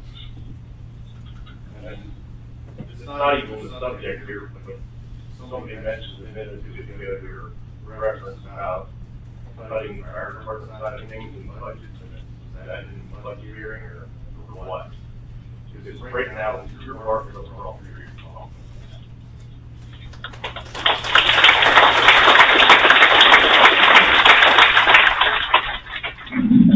Hi, I'm Helen O'Planet, Lopelan, I live on 70 Lincoln Place, and a lot of people here know me as the tax lady.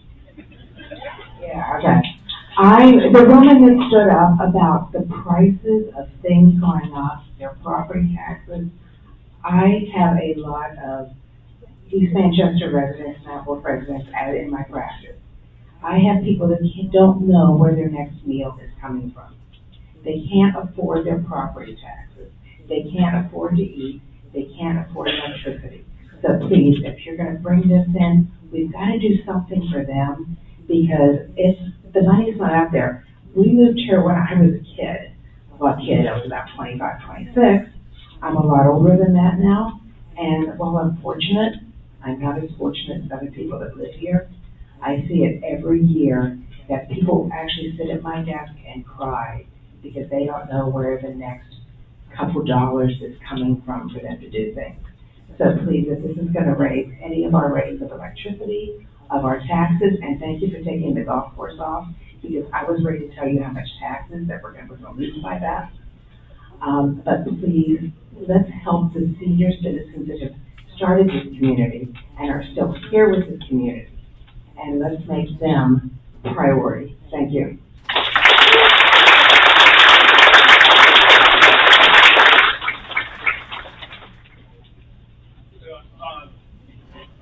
My name is Paul Undermark. I live at 245 Main Drive, there in Chestnut Valley.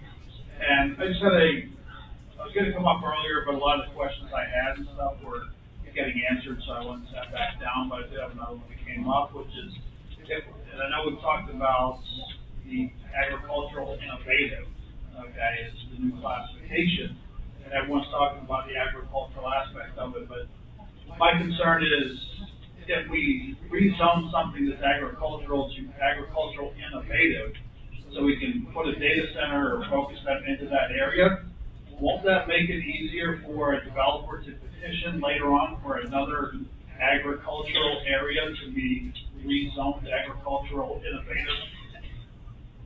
Because we've already did it once, why not do it again, right?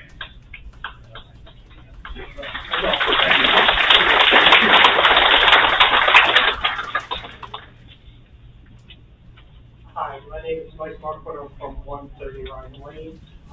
I have a daughter that has ADHD, and I just was concerned with the noise ordinance and making sure that over time that someone was actually affected, considering the building could be potentially close to high school level up to school, and that could potentially begin disruptions and interference with children through the work of their school day. And if anyone could ensure that that's not going to be impacted with kids sleeping and also just living in their normal daily lives, because sometimes I know my daughter, other daughters, or kids have issues with that affect their well-being throughout the day. So I just wanted to bring that up. Okay?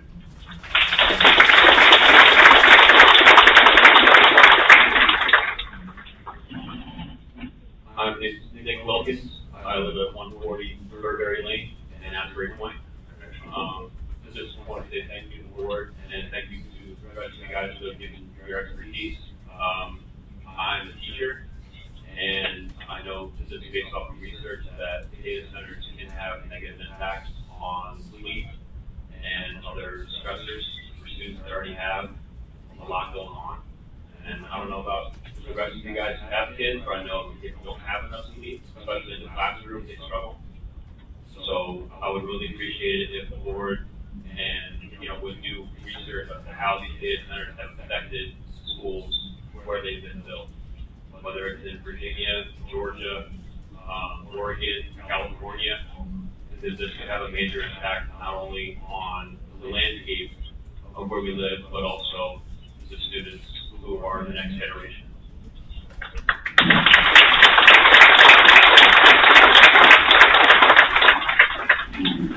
Good evening, Dylan Crow, KROAH, 181 North 5th Street. I'd like to thank all the supervisors and schools and whatever you being here tonight. Hearing everybody's concerns and, not discrediting anybody what they're saying here. As this is zoning pertaining to zoning, there's one person here that's in our community that's not present tonight. Representative Dvorsky, if you are here, please stand up. Okay, gotcha.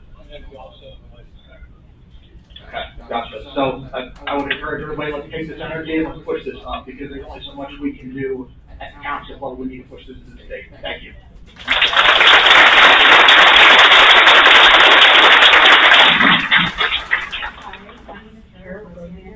And I live at 1189 Rosander, R-O-S-A-N-D-E-R,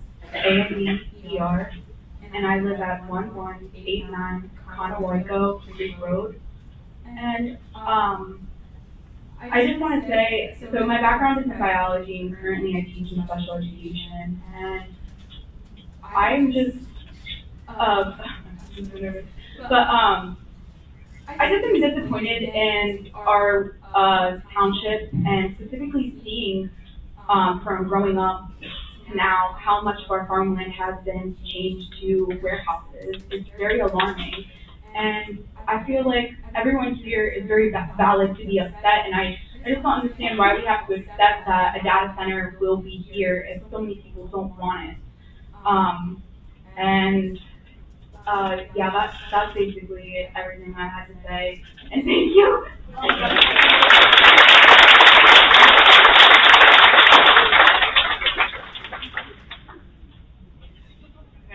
I don't normally do this. My name is Sue. I live on 360 Riviera Street.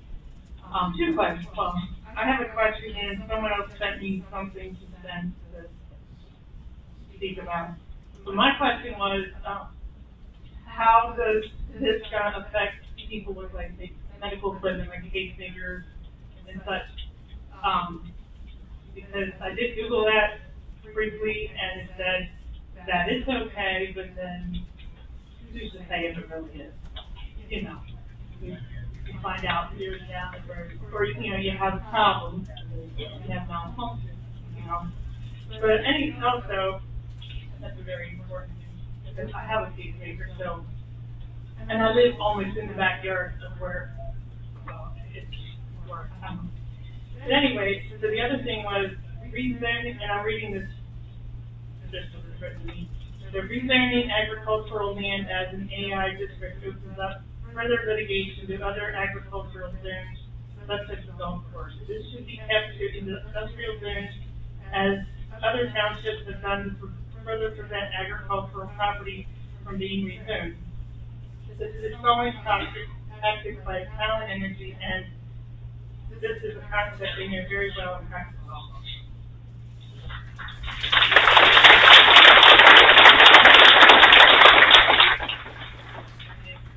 Okay, it's today. I'm gonna help the board out a little bit here.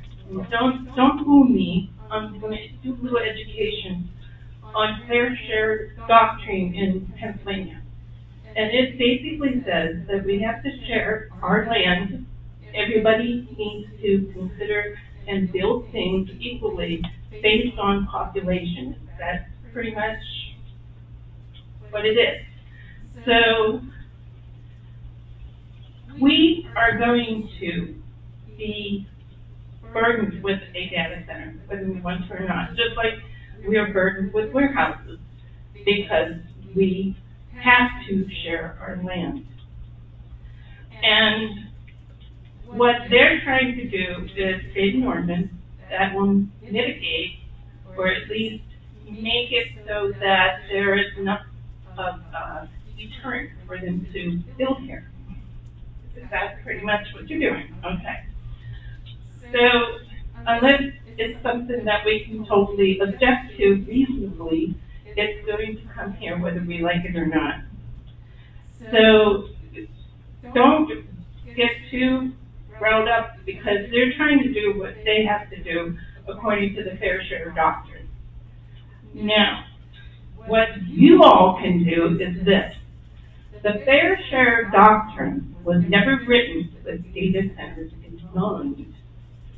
We need to start petitioning our representatives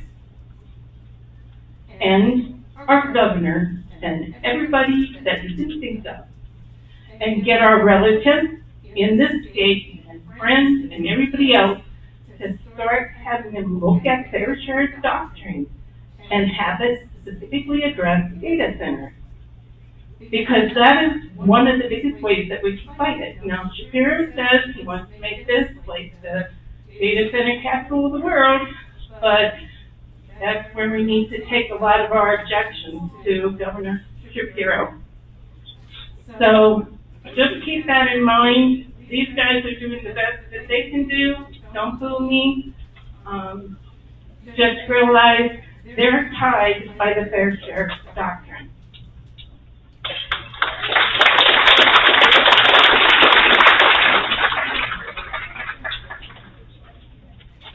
Hi, my name is Dwight Hollenbach, Hollenbach. My address is 355 Old Hickory Road, Mount Wolf. Just two questions for the board. I know that Christie had talked about zoning protecting residents and saying the AI district must be large enough to reasonably accommodate the data center, but will be very small compared to most zoning areas. Do we have state mandates for the maximum and minimum acreage for zoning? Question I have. And the last one, will we limit the number of lots for data centers in that AI zone? I couldn't find it in the fair share doctrine stating that, but it's just a question that I have. Thank you.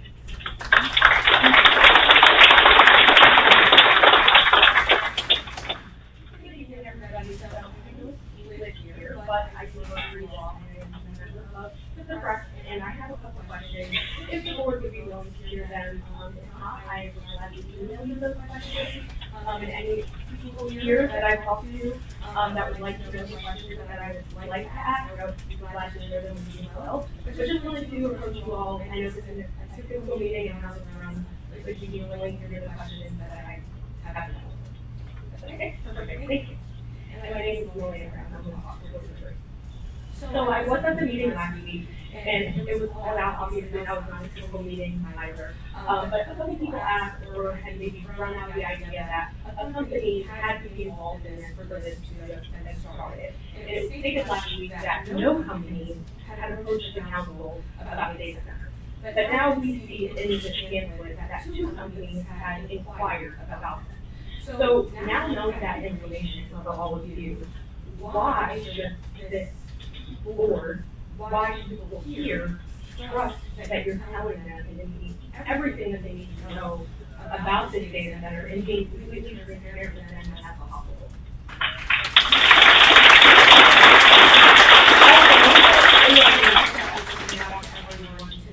It was useless reasons why an ordinance must be created. I never hear the fair share doctrine, the exclusionary zoning doctrine. However, you put a definition to these things, but you don't list any legal doctrine information for the public here to actually read on their own. And I was wondering why you didn't provide that specific information for people to do research, that's what you have provided.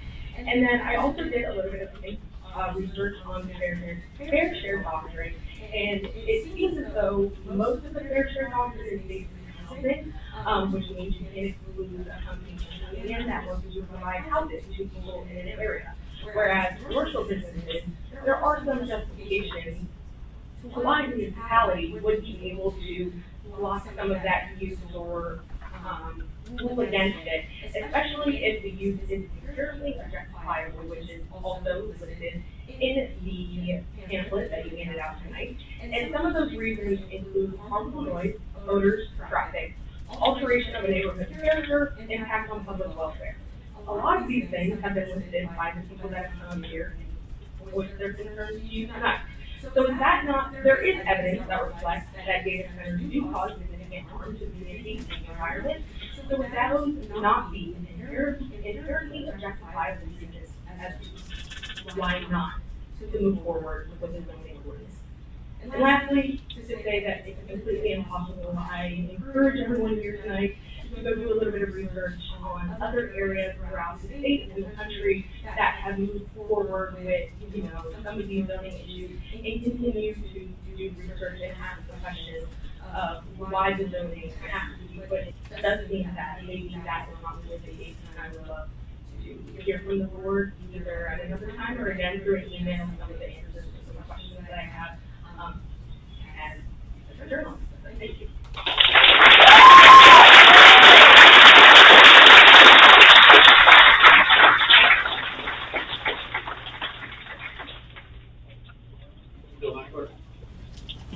Crazy when you're on. A lesson learned for me, and I think even for the board members, you can do just so much, and it may not be enough. But the folks here that you're facing, and we together, can really make a difference and make a change. This would have been nice to have a week ago, and we got it tonight. It would have saved a lot of us from doing a lot of research and seeking this out on our own. You had the Manchester Golf Course in the original design. All of a sudden we come here, so that's what drew the crowd, and you're telling us it's off there.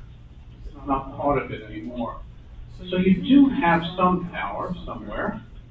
I'm going to ask you all, why don't you work with us and we work with you? Because I'll tell you what, we vote, we voice. We live in this town not just because it's somewhere to live, because we truly love our neighbors, the environment, we want to protect it for our children and their children.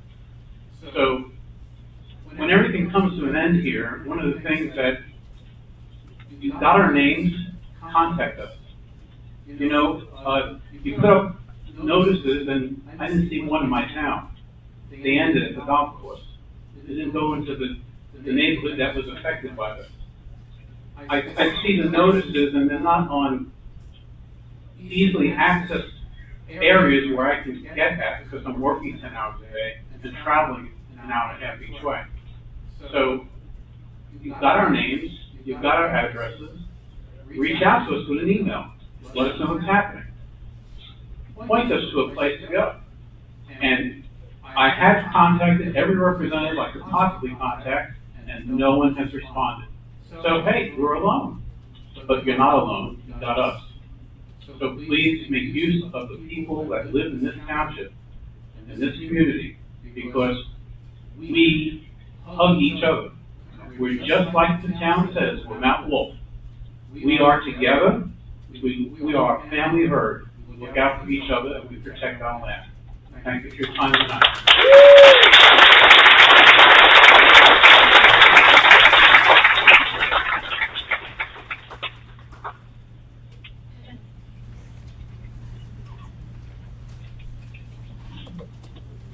Last call for any comments.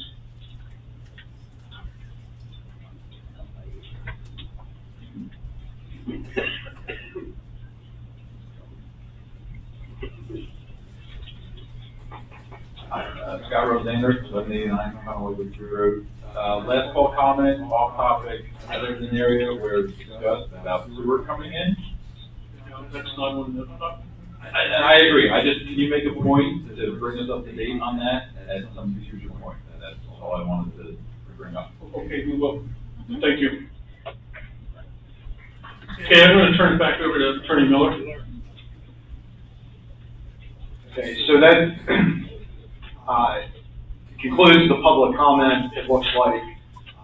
At this time, the board can make a decision, can make a motion to close the public hearing, and then move on to discussion, if they so desire. So I'll open it up to the board if anyone wants to make a motion to close this public hearing. I'll make a motion to close the public hearing.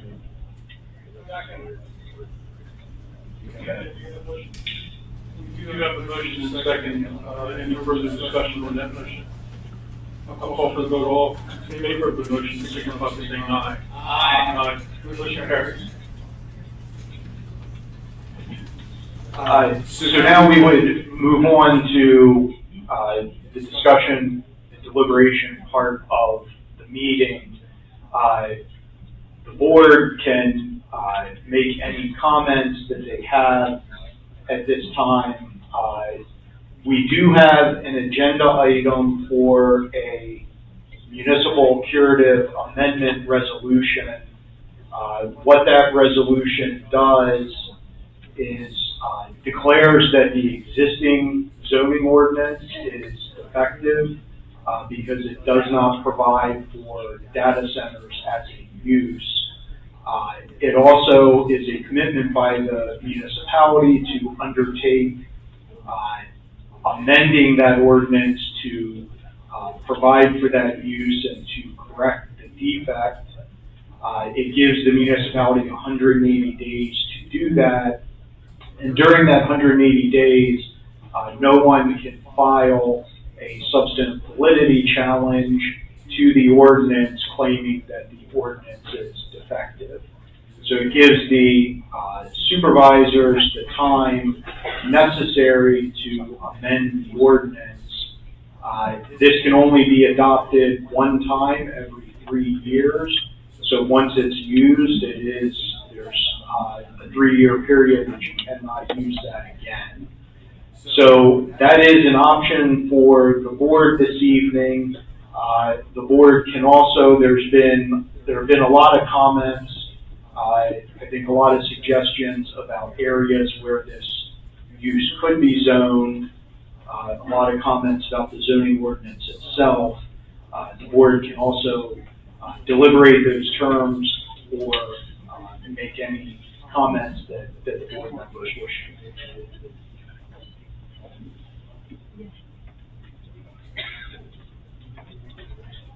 So we're going to open deliberation discussion. 3 of us, right? Yeah. Okay. We heard a lot of comments tonight, good comments, very good comments, and we do appreciate it. Some of the things that I feel that we've got to consider putting into our zoning regs, if we do so choose, is, and I have the notes here, special exception, and you only allow them by special exception in conditional use. Where we decide to put that use is very important to the community. We've had questions about ag land versus industrial. I know it makes an initial sense to everybody that we put it in industrial, and I'm not opposed to that. If we so desire to put it in industrial and make it industrial only, then we can do that. Some of our industrial areas are really right next to people's homes and stuff, and that's what concerns me. Ritter Island has been trying to attach to the landfill on top of their existing site. If this site goes to industrial, will allow them to take the golf course as it is and potentially make that a new golf course. I'm sorry. We're not considering that. What we have to do is we do have to put in a requirement that decommissioning this site, the technology does advance that they don't need a large building. We have to have requirements that it gets back to the original condition. I think we've got to really consider limiting the number of data centers allowed in our township, if we can do that. This is all subject to our attorneys. Electric grid studies that require dedicated power source. So they're not drawing from our grid. They're drawing from a dedicated power source. If we can so require that. Loud and clear, we have to start planning our live streaming our planning committee meetings. Because this is just the first hearing. This is just the first shot at this. We are going to have, but we're going to need your help on creating this ordinance and putting it where we think it's best. And you have your input is invaluable to that. The noise study, we employed a company called Paxwood that all our new industrial or this type of thing would have to do a study model where they would project the sound and monitor it prior to construction, during construction, and for years after construction, in my opinion. Monitoring wells downstream from the golf course. We can't require that on a private land. So if farm down there is selected for this process, then I think we need to require monitoring wells down through there, because, so that we can tell if the ash is leaching down through. Bottom line is, our regulations for these type of buildings need to be very stringent, very stringent. If we have to decide, and we do have to decide where we want to put this and what it's going to look like, because the law states that we can't just say no, like I said before. Joe Diorsi is having a meeting at the township building on November 13th. That's at 8:30 in the morning. You can have a coffee with Joe, and he's going to be discussing the data centers and what the state is trying to do. What was that date again, please? East Manchester Township Building, November 13th, 8:30 a.m. a.m. Can we live stream that one too, please?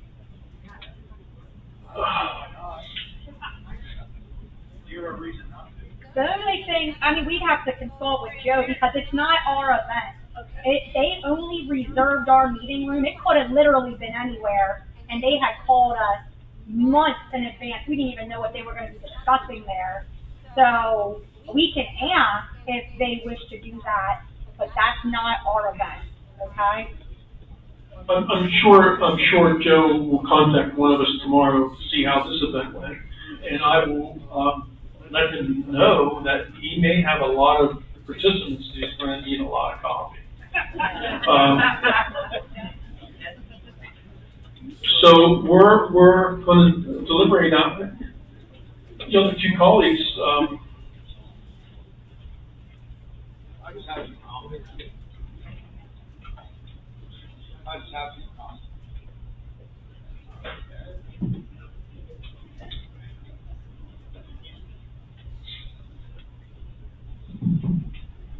I just have some comments I want to talk about. I've been watching the social media sites. First of all, I'd like to thank everybody that came to this meeting tonight. Thank you for your comments. You really made a lot of excellent points for us to consider. I've jotted a lot of notes down, but we'll get copies of these for the minutes, the review when we discuss it. Since last Tuesday, there have been educational and good comments on social media sites. I don't respond to them, and else our board and staff respond to social media because that means it's minutes that we had, and we're just arguing back and forth, and that's not the one. However, there has been a lot of misinformation put on there. I want to emphasize some comments questioning our integrity. I'm not signaling out anybody. If you're here, fine. If you're not here, this is just information that I want that you need to know. We have been accused of accepting bribes. We're signing non-disclosure agreements and NDAs. We've already spoken to data centers, and we know who's coming in, and that's this NDA created so we don't talk about it. If you're not aware of my background, I've spent over 40 years in law enforcement, 32 years chief up here in this community in Northeastern Regional Police Department, and then 8 years as chief county protector in New York. How dare you question my integrity or ethics? In my career, I've arrested people in political positions. I've cited one of my own officers. So I feel that, my ethics and my integrity is intact. I've never entertained a bribe in my life, and I've known and worked with my fellow supervisors long enough to confidently vouch for their integrity and ethics as well. More specifically, on NDAs, I have not signed any such documents since I've been in office regarding data centers or any other matter. To my knowledge, none of my colleagues have done so either. Our staff cannot sign legal documents without our authorization. Since living in this area and working in this area since 1977, I've seen much farmland, orchards, being sold by property owners, or like Sherman Oaks, Rolling Meadows, Chestnut Valley, a lot of these areas. We have good citizens that live in them, including people who are here tonight. Those properties were owned by residents who sold their land years ago. Years ago, also, Supervisor John Brown, he always stated, and it's a true statement, if you want to control what goes on the land, you must own it. We don't own the land other than where the building sits. For a fact, there have been two separate informal inquiries regarding data centers, either via a property owner or through a third party. There has been no formal communication to or from any specific data center by East Manchester Township staff or supervisors. I can also state that Talon Energy was not one of the contacts. Transparency is what we strive for East Manchester Township. Beginning in January of this year, I was adamant about, along with the other board members and staff, that we needed to add streaming for our citizens. We did this for the benefit of people who work on night shift. You can't watch it during the hours. You can come back another day and get on your own TV sets, iPads, telephones, cell phones, and you can stream it and watch it at a later date and time. And we started that in January. We also added a electronic reader board. In addition, we maintain a website on which all notices, meetings, etc. are regularly posted. The township also pays thousands of dollars every year for legal ads in newspapers. I would like to add that in the 4 years I've been supervisor, there's only been a handful of residents who regularly attend our meetings and to keep updated on township information and happenings. And we do know that some people follow us on social YouTube. And the handful of people over the years have provided us with insight, comments, and suggestions, which caused us to make some changes or add or amend ordinances. As far as transparency, there were 4 public meetings, our board had public meetings, minutes, and ordinances posted on our website as well as our front lobby. June 10th of 2025, on the Solicitor's Report 8.2 was an agenda item on the data centers. Discussed that then. July 8th, 2025, agenda item again on the Solicitor's Report 8.2, again, the data center ordinance discussions. And we also had discussions then at that time on the noise ordinance at that meeting. On August 12th, 2025, item 7.4 was, again, public meeting, data center information. And we also that night passed the noise ordinance. It's an 8-page document available to be viewed on our website or in the township office if you so desire.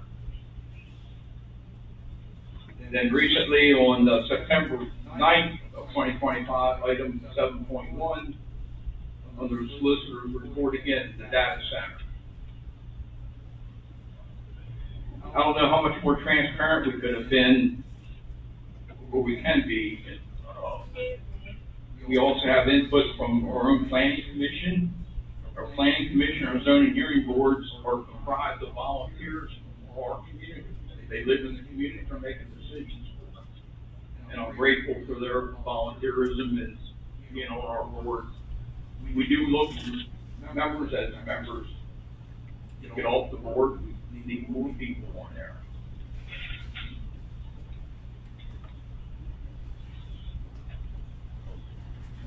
We, as East Manchester Township, I believe, is kind of the first in this county trying to get this ordinance done. Again, your input is valuable to us for this process. There are, if you've done your research, there are 8 types of data models cloud data centers, collated data centers, edge data centers, enterprise data centers, hyperscale data centers, managed data centers, micro data centers, modular data centers. They can range in size from like a shipping container to the big hyper scale models that picture various qualifications. If we choose to ignore the issue and not pass regulations, then we fail as supervisors as good stewards of this township. If we do nothing, they could be built on farmland such as across Sherman Oaks or in Starview along the North Springs Road, or even put in current warehouses. An ordinance would have us designate where a center would be allowed. There are many hurdles for them to satisfy, such as water sources and electric. Speaking of the electric, First Energy, Med-Ed, they've already filed for a 33% increase. Regardless whether we get a data center here or Colorado Township in Buck 2, they're looking ahead. They talk with all the other energy companies and they say, you know, we're going to need more power. So they're doing a 33% increase because they want to build up their infrastructure to handle this. Of course, the costs are going to be paid as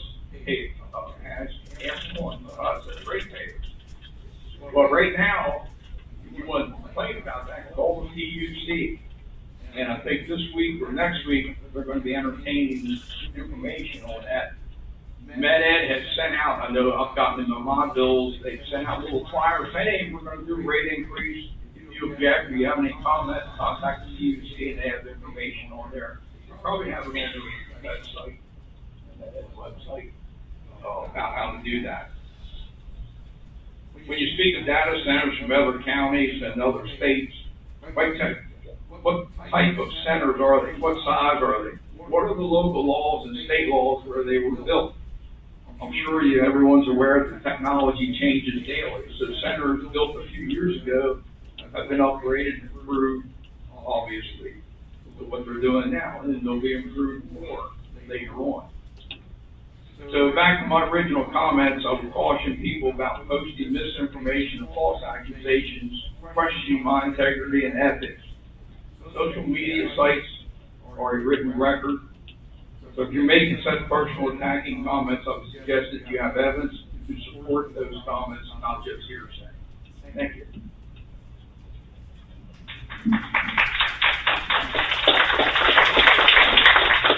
Any comments? Yes, thanks. Again, thank you all for coming out. The feedback is certainly helpful and educational in certain aspects. Circling back to the issue at hand, though, there are two ordinances before us. One is about the location. We talked about the golf course, and I know you all requested that, and that's something that we will ultimately get through and provide.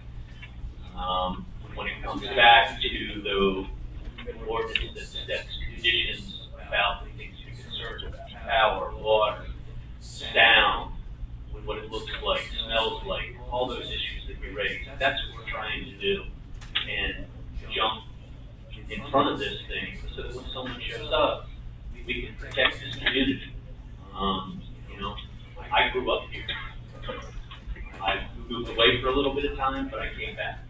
I wound up in this position due to some unfortunate circumstances. And when I moved back in this area, I started showing up and going to the zoning hearing board and planning commission meetings and getting educated, much like I'm sure and some of you all got educated. Because classic line, you don't know what you don't know until you ask some questions, right? And so it was very enlightening for me. I feel privileged to be sitting up here and representing you all. And it is important to us. We take this seriously. And we want to get it right. Because we do, much like you, love the community we're in. So trust me, if I didn't, I'd be gone. Absolutely gone. Okay? So I like it here. I grew up here. This is where I want to stay. And so with that in mind, I think, you know, I would recommend that we kind of move forward and take the path that's best for this community. So you heard a couple things about your curative amendment. I'm concerned with that. Once you shoot it, you're done for 3 years. and we don't know what tomorrow holds, so I'm a little concerned about that personally, okay? But things that, getting the education, I think, is instead of a permitted use, if I get this terminology right, it would be, what is the other term? Conditional use.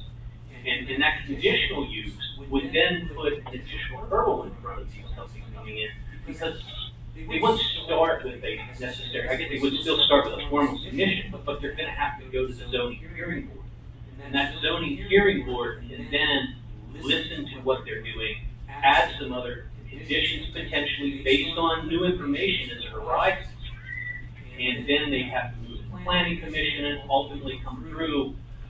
And I think, that type of strategy would allow the community to come out and raise their concerns at the zoning hearing board, at the planning commission, before it ever gets up to the board to take a vote, so we can hear all your concerns. And again, one of the things that was mentioned, like a case study, I don't know the exact definition, but case studies are typically done looking back in time and saying, here's what we found. So whether someone shows up tomorrow, 6 months from tomorrow, or 2 or 3 years from tomorrow, and there's new data, I think that gets back to what Attorney Miller talked about, that, hey, here's a report from a reliable source that says X is a problem, whatever that may be. And we can use that for our collective benefit to protect and preserve the community in which we live. Because trust me, like I said, I grew up here, where warehouses are, dirt bikes, snowmobiles, got chased by the farmers for doing so. I love where I live. Thank you. Thank you, Dean. I am prepared to make a motion, but before I do that, a lot of people come up through and voice how long they've been in the community and all that. And yes, I grew up in Mount Wolf since 1953. I know I don't look that old, but and I have been doing this job for quite a few years. It takes quite a few years to learn the ins and outs of this job. And I want to take the time to address some of the things that were brought up and that we are going to act on. And how was this particular parcel originally chosen was because there was an interest shown to that landowner for a data center. So that's what spurred staff to get busy and all of us to get our butts in gear and get something on the books so that we're protected. Staff makes recommendations that, and they heard loud and clear about the golf course, so they make recommendations to us on, they think we should drop that, we should go somewhere else, and we listened to staff. And the township supervisors do not get together other than public meetings to discuss stuff. Green space versus warehouses, I think we went over that. We do all we can to prevent and to build warehouses where they're, the truck issue is the truck issue, I'm sorry. But there's a warehouse that was built right beside of me, right next to my house, and I don't like it either. The 5-day meeting warning, I think is a must for us to give as much public notice that we're going to have a special meeting, and I think we'll continue that or increase that. The only thing I can say is about sending out emails to everybody. That would take 2 staffers a week to do. So all I can say is keep an eye on our website. There's a link if you go on eastmanchestertownship.com, and there's a link, link on it, and look back at the live streams, or call the township. Staff will answer your questions.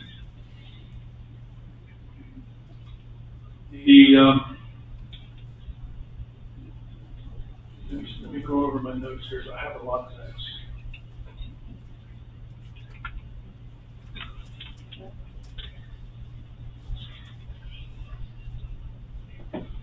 Our noise study, we beefed that up considerably. We heard it outside, and that takes into consideration vibration, low frequency, and high frequency.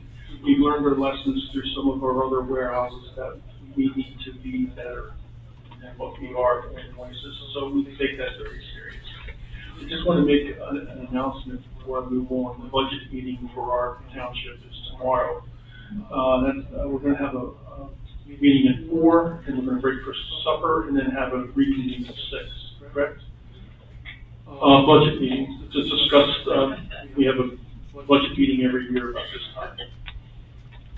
So, my opinion, gentlemen, is that we are going to make some substantive changes to our zoning ordinance.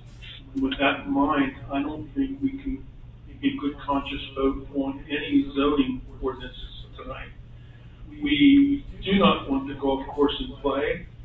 I'm very interested in all of us considering moving this to our industrial zone and keep it away from agriculture. The reason why that agriculture was so attractive down there to the developer was it's away from everybody. It has power, water, and all that. But if we do decide to put it in our industrial area, we've got to be cognizant of the fact that some of our industrial areas are close to our town centers and stuff. So it's not going to be an easy decision, but we need your help in letting us know where you feel that you want it. So with that, I'm going to move that we do not act on either zoning ordinance, that we do approve the curative amendment, because the curative amendment protects us, that a developer can't come in and just throw one in at the last minute, which was addressed by one of the speakers, and we were well aware of that. We don't want that to happen. So I make a motion that we approve the curative amendment, and what is the amendment number? Resolution 2025-14. 2025-14, that's my motion. You want, we include both ordinances. So the curative amendment is just, it's an official action to recognize that there's a defect in your current zoning ordinance because the ordinance does not provide for data centers. We should really separate the two motions. I think what would be appropriate would be to have a motion first to table the proposed zoning ordinances, the proposed text amendment and rezoning ordinance, and then following a vote on that, assuming that's tabled, have a motion to approve resolution 2025-14, which is the curative amendment cure. I got excited and got ahead of myself there. So I'll make a motion that we table both zoning ordinances for at the time being. I'll second that. All in favor of discussion? Dean, you have that puzzle look? Okay, all in favor of that motion signify by saying aye. Aye. Now I'll make the motion that we adopt resolution 2025-14, curative amendment. Is there a second? I'll second that. Discussion. Yes. Just want to make sure that I understand. So if we go down this path, we're excluded from anything for 3 years, that's number one. And number two, is we have 180 days from today to get the ordinances in place. Is that accurate? That is correct on both accounts. If the resolution is passed, you cannot do this again for 3 years. So you can't claim this kind of protection again for that period of time. And then if the resolution is passed, you have 180 days to amend the ordinance to fix the defect. And I do want to be clear, you are acknowledging officially a defect in the ordinance at that point. You must then correct it. So doing nothing will not be a choice at that point. I do also want to be clear with the board and with everyone else. The current zoning ordinance has a provision that allows for uses not provided for in any zoning district in the township currently. An applicant could come in at any time under that provision and file an application anywhere in the township. And it would be a special exception that goes to the zoning hearing board. They would have to decide that case based on the site specifics. The curative amendment resolution does not prevent that.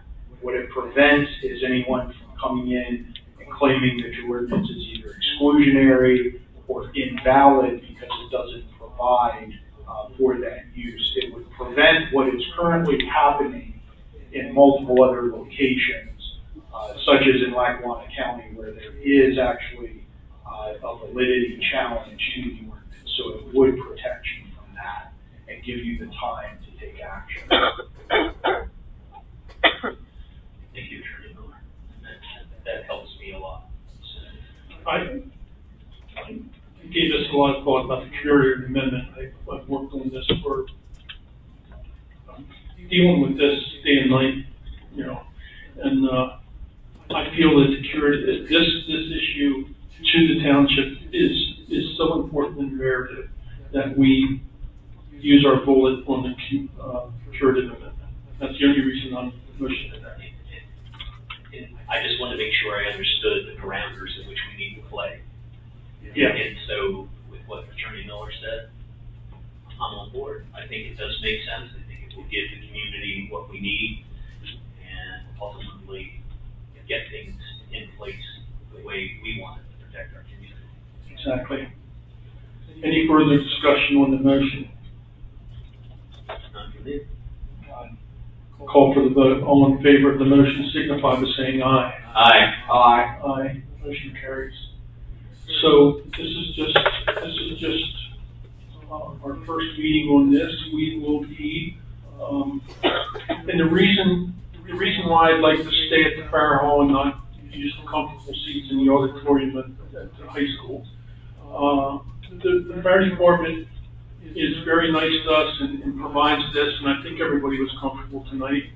And I'd rather give them a healthy donation for using this hall than it go to the school district. I'm sorry, but these guys work for us and they're volunteers, and so that's why I'd like to keep it here. So keep an eye on the website. We'll put some stuff on our board. We do need your continued help on showing up and helping us draft these ordinances and make sure that this goes where we're comfortable having it go. Because the three of us up here really do care about our community. We care about all your ideas and inputs. And we're always open for dialogue. Please, at a meeting, come up and see us, talk to us, call us, whatever. We're here for you. We work for you. So that's why it's important to get this right. So is there any other, yes? I would also ask if you cannot attend the meeting, would like to make comments, feel free to send us an email to the East Manchester Township and ask for. Absolutely, and I'm going to ask Christie to contact the two boroughs to make sure that we get input from our boroughs, because we're all one community, we're all Northeastern, so it's very important that we hear their concerns and comments as well. So, with that, is there anyone else wants to yell anything from the? If not, it's Josh, yes. Yeah, Josh Church, Apples Borough. I'm actually a councilman from Apples Borough, so I appreciate your comments just there. We are one big community, we are one big community, and I think it's very important that we remember that. There's a lot of great people in this community that want to see great things for it, and we want to see the community grow, we want to see it grow the right way. So I appreciate you guys taking these steps. I actually just looked for our zoning, and we don't actually reference data centers, so that was part of the reason I was here. And I wanted to hear where you guys were going, because while we're kind of landlocked, we do have farms, and if one of those farmers say, hey, I want to put a data center on my land. So, I appreciate you guys taking this process, this process, and I hope that both of those can assist, and maybe we can come up, in the past, we used to have the planning commission that we basically all three municipalities. I would love to see something going down the road in the future, where we can get together, we can help plan these things together, so that when we're drafting one, zoning like this, that zoning can get applied across the municipalities. Ours might be a little different, obviously, because it's smaller, but we can use that template to build something. So I appreciate what you guys are doing. Well, thank you for that, Josh. And I'd even want to do the tri-municipal agreement and make it go beyond that and involve Conowalga. Because Conowalga is currently going through something, and I don't think they have zoning for it yet. So. They have a zoning hearing board case right now for a text amendment from a developer. It was on their agenda. Okay. So that's what we're trying to avoid. We're trying to get ahead of that. So. I look forward to you doing that. Okay. Thank you. Any other business to come before the board? I make a motion we adjourn. Second the motion. All in favor, signify by saying aye. Aye. Thank you all for coming. Very appreciated.